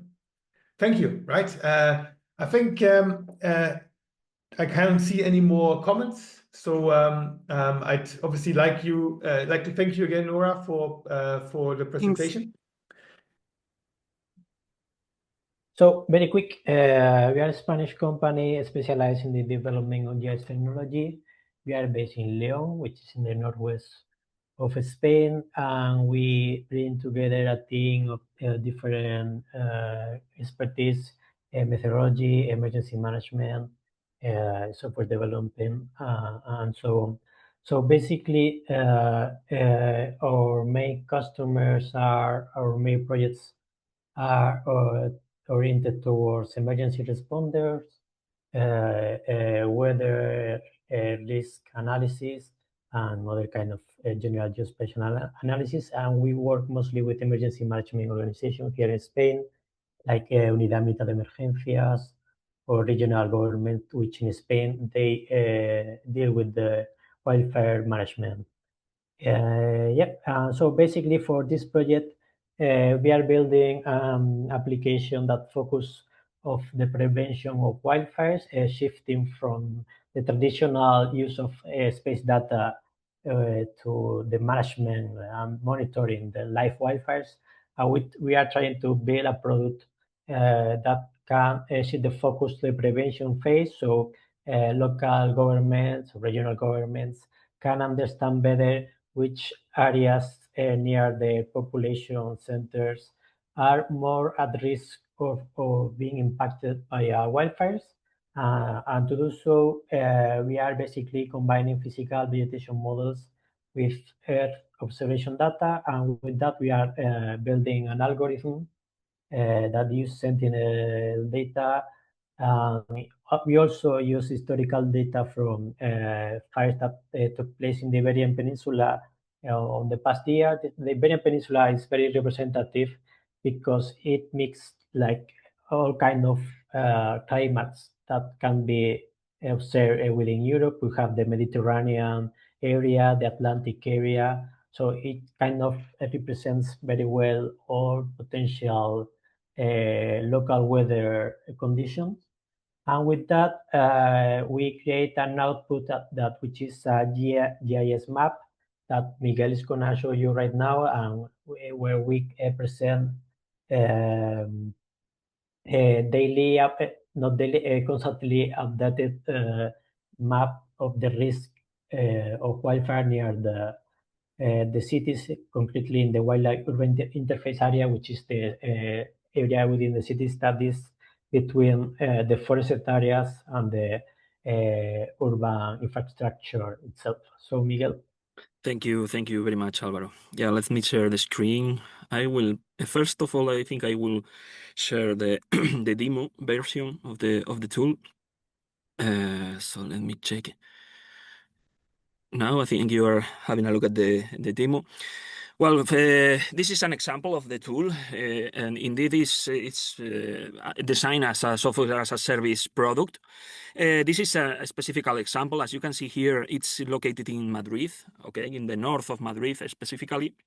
We decided this region because of the population, the density of population here, and also because it's a region where people spend lots of weekends in the mountains and in the second houses that they have in the north of Madrid, and that because it's a region where the risk is quite big in some locations. We prepare full screen. So. Sorry. Yes, Alvaro, let me check. Wait a minute. To see it better. Maybe better. Yeah. As I said, this is an example, and the location that is a little bit more risky here is in the northwest. These specific urban areas, Navacerrada, Cercedilla, are locations with a specific risk. Let me display the legend. Here we predict previously of the fires occurs. We predict the severity that could have the fire if we have wildfire connected with the location. Here, for example, in general, all the region is quite good managed, considering the fuels and considering the vegetation surrounding the urban area. This, for example, Manzanares del Real is quite good worked in this aspect. But here, for example, in Navacerrada or in Cercedilla are two locations that are quite risky. So with this solution, you are able to predict how will be the severity if we have a wildfire surrounding this area. So this product allow the authorities to try to work directly with these locations, specifically, for example, here in the north of Navacerrada, where the risk is quite moderate, high, or even in some locations really or very high severity, to try to adapt the vegetation of these locations and try to reduce the severity that could have the fire if it comes inside this specific region. So this is a prediction. As Alvaro said previously, we use satellite data sets, Sentinel, but Sentinel mainly, but we also introduce in the product or in the AI algorithm variables connected with LiDAR technology. We know that in some locations around Europe, we don't have a LiDAR data sets, but instead of that, we prepared the solution, so we could be able to determine these variables, these indices, if we don't have LiDAR data sets in these locations, considering other satellite aspects, like, for example, JEDI sensors. In any case, together with this solution, with this algorithm that predicts this severity, we connected in this software as a service product the possibility to make simulations, fire simulations. So in this, for example, demo, you have this distribution. I mean, we focalize on the specific fire simulator, but it's true that we have also the possibility to produce probabilistic fire simulations. We have some examples. Maybe if we have time, we can have a look at them. And very high resolve wind simulations also that are connected, obviously, with the risk connected also in this situation where we have wildfires on course. So here it's very easy indeed.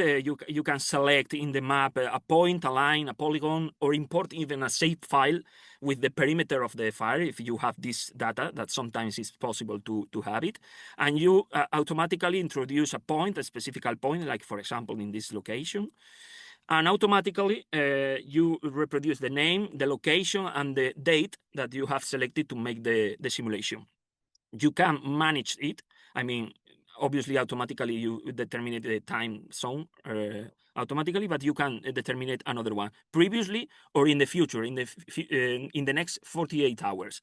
After that, you can also manage the isochron interval, I mean the temporal resolution between 15, 30, or 60 minutes, and the duration of the simulation that can be between 1 hour or even 24 hours. Why we decide this? Because after 24 hours, the distribution and the accurate of the wildfire simulations reduce a huge amount of data. So in general, 24 hours, it's enough in this kind of situations when you have to manage directly the wildfire on real time. And you have also several possibilities, advanced settings. The methodology, you can select different weather models depending on the requirements you need with different spatial resolutions. You can custom your own methodology. If you have, this is, for example, are the data that are provided by the weather model, but if you have weather stations close to the location you are managing the fire, and you can see that there are differences between the model, the methodological predicted by the model and the meteorology conditions that you have in a look on real time, you can change it here quite easily. You have data sets of the weather stations that are close to the region where the fire, you are going to initialize the fire simulation. You can activate or deactivate the possibility of reproduce with local winds. I mean, we introduce a specific weather model, high resolve weather model to predict the distribution of the winds and the winds and the direction of the wind with even 100 meters spatial resolution. You can activate also the canopy wildfire simulations. I mean, reproduce canopy effects in the location. You can edit the fuel models. The density of the fuel models that are included in the simulation. You can also introduce, for example, firewalls. Imagine that you have produced here a specific firewall that are to attack the fire. You can include it here, so the fire simulator consider it like there is a region that can't fire, can't burn in this possibility, in the situation, and it's very easy in general. I mean, with this data, it's enough to make a specific simulation in this specific region. Maybe here we can have a look here, some example I made before. yeah, this is, as I said, a specific example. Here you can see the distribution, the temporal distribution of the fire evolution of the fire with, as I said, in this case with hourly temporal resolution, and you can see the evolution of the fire with this weather and fuel distribution in these specific regions. Here are some examples, some data connected with the evolution of the fire, the position, the average propagation speed. As you can see, this is the isochrones of the fire. You can activate it or deactivate it to have a look, a better look of the evolution of the fires. And yeah, in general, we produce, for example, in these simulation graphs appear here all the data that are included in the simulation, the meteorological data, these vertical profiles to have a look at the conditions of the weather, not only in the surface but also in the atmosphere, in the troposphere of the fire, to have a look if you will have convection conditions in the fire. You have also an analytical spatial analysis of the vegetation that are burned in this specific fire, the fuel model moisture. I mean the wind speed direction, the average wind speed direction that affects the fire, the propagation direction of the fire also. Well, I mean all these the models, the fuel models that are affected for the fire. Well, in general, this is information that are connected with the evolution of the fire and also of the risk that it produce this fire in this specific location. Connected with this specific data, we also have an impact report where you can have you can access to specific roads affected by the fire, with its kilometric points. If it is affected, the fire affects railways. I mean, several cultural heritage, if it is possible, and cadastre. I mean, the locations that are affected by the fire specifically in this specific here. For example, you can have a look at the road that was affected by the fire and the wild and urban interface that is affected here in the Navacerradas village. In the final version of the tool, obviously you wouldn't have so big domain analysis. These are, for example, 50 square kilometers of analysis, but it's an example. I mean, in the final version of the tool, you will have access, specifically a detailed access of the wild and urban interfaces surrounding each location that is interesting for the client. And in general, I think it's more or less the example of the information that is connected with it. If you need more information about how the algorithms predict this severity, we are open to discuss. And yeah, connected also with the fire simulator, we have a specific solution, a specific SaaS, software as a service, also to manage the distribution of the firefighters, the actual positioning of all the resources that are applied for the firefighting. And Alvaro, I think you can share a video and explain a little bit how all these functions could be connected also with this, which is the simulator. Okay, thank you, Miguel. As Miguel is saying, this is the original concept of the application to focus on the prevention phase using satellite data. But as we progressed through the SPACE4Cities program, we also thought that it could be good to also provide a tool for local fire departments or even for the teams that are working on green areas management to kind of manage also daily tasks, oversee a wildfire if it actually takes place, so they can have a better overview of the areas of the cities that could be impacted. So I'm going to share my screen again. So here you have the very same prevention map that Miguel showed you. And now more focused on the inner parts of the cities, but you can access to the very same map. Here we provide to the cities tools to manage the teams that could be involved in the prevention or in the management of wildfire, so they can add manually any kind of personnel or vehicles that they may need to use during an emergency for the prevention phase to clean the vegetation, to do prescribed burns, and this kind of action that should be taken before the actually wildfire summer season begins. So here the cities have all the tools so they can autonomous manage their personnel and assign tasks to them to do these tasks and have a complete overview of all the people that have access to the platform and that can see every risk map. Here you can assign specific schedules to specific personnel in case they have a specific shift for night shift or morning shift. This is so the cities can be very autonomous when managing the platform. And basically, this tool is more oriented towards local fire departments, so they can draw on the map of the application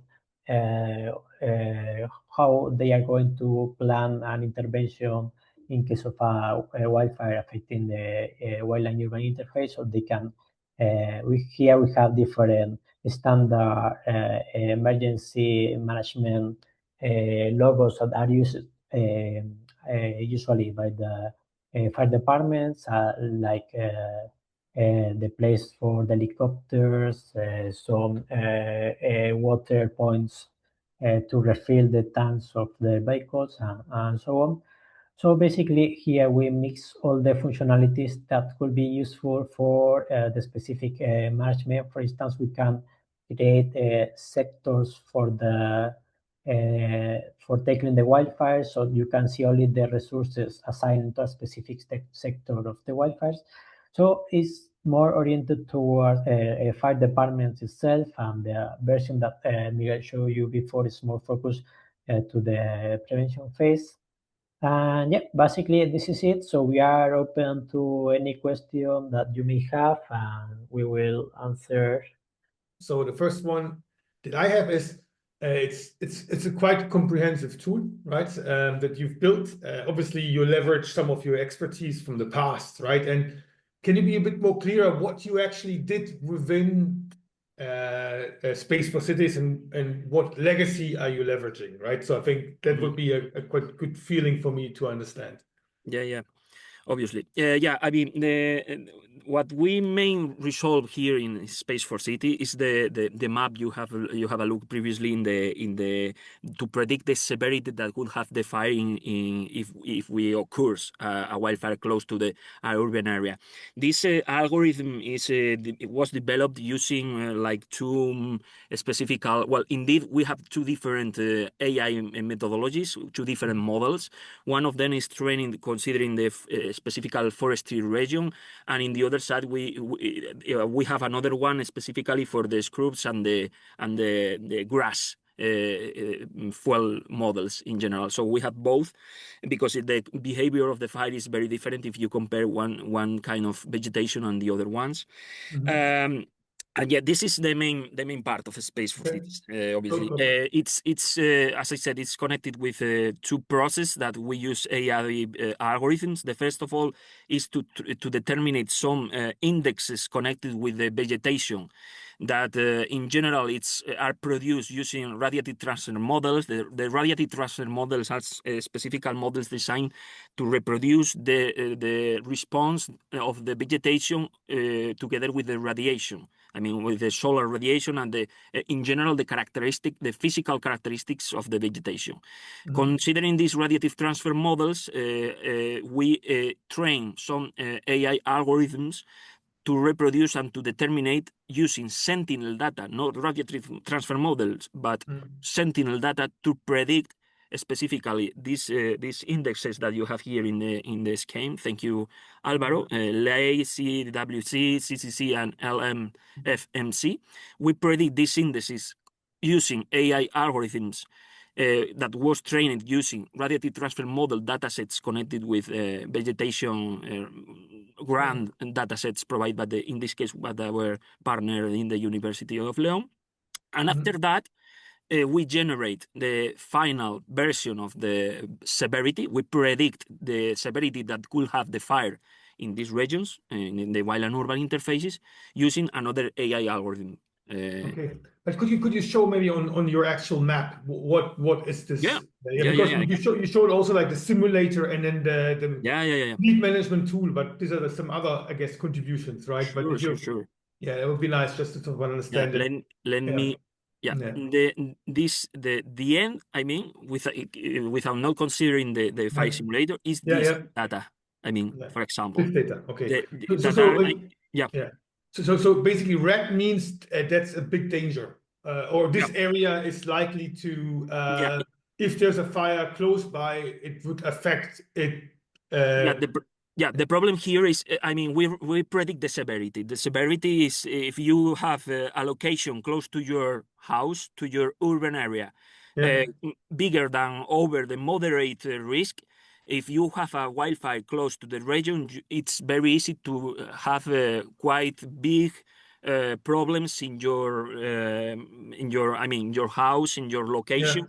Because the characteristics of the fire could be so big that you could even have problems with your house, with your car. I mean, the risk goes up a lot. So it is connected. I mean, the solution tried to determine previously this risk so the municipalities and the local authorities could work directly for in the vegetation that's surrounding the wild and urban interface to try to change. I mean, indeed, for example, our idea is if in the future we continue, not only include this specific data, I mean, whether you have predict the severity, but also the transitions between, temporal transition. So if the local authorities or the municipalities work directly in these locations, try to quantify the change between previous and after the work produced by the municipalities. Okay, so, I see. So basically now let's say I don't know if you zoom in, I guess you can see the gray areas. These are like municipalities, aren't they, or people living there? I guess somewhere. Let's say if you go to a populated area, right? Yeah. And then basically the idea is those red highlighted at the border or on the side. These are the areas or the yellow ones, right? Yeah. These are the areas that you might want to deforest or where you might want to do some action, right? Is this exactly. In this, focusing specifically here, these houses will have quite problems here because of this region. As you can see here, the severity predicted could be quite moderate in some locations. So you have to change a little bit the vegetation of this region, maybe clean. Maybe, I mean, make some changes in the forestry surrounding this location because you may have problems in these houses, for example, that are close to this specific area. Yeah, but obviously what you say is, okay, this is a problem area, but then what needs to happen is something that the local authority has to figure out themselves, right? We can say that, right? Mm-hmm. So you don't give a concrete recommendations, let's say, cut down this tree, right, or something like this, right? So no, because it's very this kind of methods is very specific or connected with each country. The regulation sometimes is not so open for the local authorities to because imagine sometimes even in Spain occurs sometimes these locations are private. Yeah. So the thing is, you act the responsibility is not for the local authorities, but for the private, the people that have this specific location. So it depends of the country. I mean, and the strategy, it depends also the characteristics. You will have to go there and have a look. And well, we have high severity here. Why? Well, this is because the forest is not clean. So cleaning it could be even useful or not to cut trees, only clean specifically the forest. It depends. I mean, strategy it's more connected with the forestry engineering that could have the local authorities there to determine exactly the strategy to manage this risk. Clear. Okay. Yes, at the end, like Miguel is saying, it depends a lot on the local administration, local regulation. But here, for example, in Spain, the authorities, if a private area is in a considered a high risk area of wildfire, they have enough authority to clean the area if it is considered high risk. So this tool provides, for instance, in Spain, a specific measurement of the risk, so they can go to the local judge or whatever to go specific to this private area and to do the forced cleaning of the vegetation. So they have this data to present to the private owner of the land. We can do this because we consider that we have a high risk area within your property and so on. So it depends a lot on the local legislation. Yes. Perfect. Thank you. Thank you. Clear. Okay, perfect. So yeah, I think you can unshare your screen now, and then maybe just we have a look if there are any other hands raised. That would be great. Any further questions to Alvaro and Miguel? Nothing on the chat. Okay, I think it was very clear then. Perfect. Okay, so then I think we are now coming to sort of the end of our session. And the idea now is, if it's possible, those presenters that have been part of the session today, if you can turn on your camera and become live for a small sort of conversation. So, hi Nora. I don't know if we have anyone else from the previous calls. Okay, well, it will be a small panel then. All right, so I understand it's obviously a long session. Perfect. Okay, so I think yeah, that's now a final opportunity for our audience maybe to ask some questions as well and find out more. I can see Gaetano. But anyway, let's sort of start a round, and obviously whoever arrives as a speaker then can kind of tune in. So the first question I have for you guys is obviously the solutions are exciting, and we've got obviously on today and yesterday's calls, we have a lot of also cities and local authorities who registered and are hopefully part of the session. And the idea is, so if they want to run your solution or replicate your solution in your environment, right? What do they need to offer, right? I mean, let's say, or maybe rephrase the question, can you run without any local requirements your solution, or are there any local requirements on data, for instance, availability or others that you need or would improve your solution, right? So I think that's sort of the question, right? To understand better the local dependencies. And maybe, I think, Nora, you already sort of alluded about this a little bit in your talk, but can you say a few words about this? Yeah, sure. For us, it's like in the must-have is that we need to have access to trees. We don't need someone of the city to go there. We can also send our team to install a couple of IoT sensors. We also, of course, want to have, I think we have identified like 50 hours of interaction with 4 profiles in the city. So your IT manager to make sure that we connect to if there is a smart city already. And for the tree inventory, our approach is graded in function of what is available. We either create a tree inventory ourselves with segmentation algorithms, LiDAR data, or DSM-DTM. Or we use the tree inventory that is there and then gradually improve it through the tool. Perfect. Thank you, Nora. Very clear. Yeah, let's go back maybe to Alvaro, right? So what do you need basically from a local city for your solution to work? Or can you completely supply it only on satellite data that you have already access to?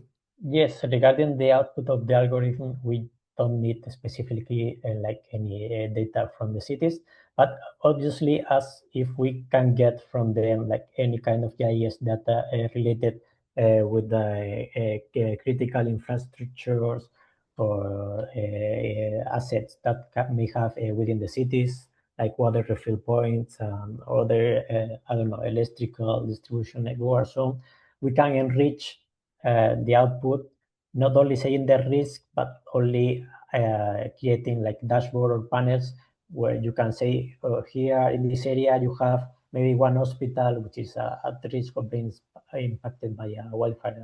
So any kind of GIS data that can be provided is good to enrich the tool, but basically the output of the algorithm, we don't need like any complete data for that. Thank you. Thank you. Hi, Sarah. Nice to have you back. Sorry, we started a few minutes earlier, I guess, than the 12:40. But the question is obviously if someone wants to take advantage of your solution, what are the local dependencies, on data or other things? Whether your solution would work out of the box already, yes or no, and or what you need for it to work, or any additional data maybe that would improve whatever your tool offers. Okay, good. So the solution will work out of the box. We don't actually need any more information. The only mandatory configuration that we need from cities, just to make sure that we have the inside data on the level that they need, is the areas that we need to monitor. We configured it for the demo for the parish, but we can configure the entire municipality or smaller areas if needed. That's the only thing that we need to ensure that we have correctly to configure. Then, of course, master plan would be good to have as a GIS file, just to have it as a baseline. But of course, if it's not existent or if they don't want to provide it, we can just transform our land use land cover that we generate in the beginning and use it as a baseline for the pilot. And for the trees, we could use as we done for Helsinki, the LiDAR data or any data as baseline. But of course, we can then add it later or never, and it would work fine as well. Perfect. Okay. The other question that I have was, let's say, more about like also for your pilot, like do you have any sort of dependencies on where the city in Europe is or not, right? So basically, what would be an ideal pilot city or region or environment for you, right? Or it really doesn't matter, right? So yeah, what's your take on this, Nora and Sarah and Alvaro? Sure, I can start.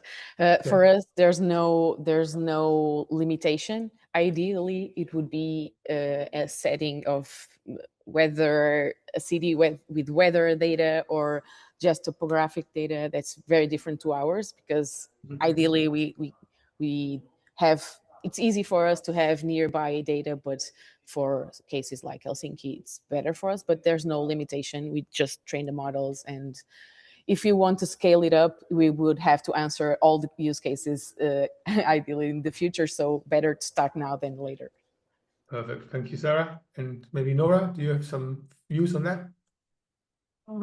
Yeah, it's similar. So we already have the algorithms tested in a couple of cities. So and we know it works also more in southern cities, more in northern cities. The only limitations for us in the piloting is that we would want to have a time of having still leaves on the trees, because that's the vegetation health image that we will get. If we don't get it, then we will backcast. So we also have a workaround. So yeah, we can work anywhere. So the trick is to start early with you. Yes. Yeah. Perfect. And Alvaro, how about, what's your opinion on this or your requirements?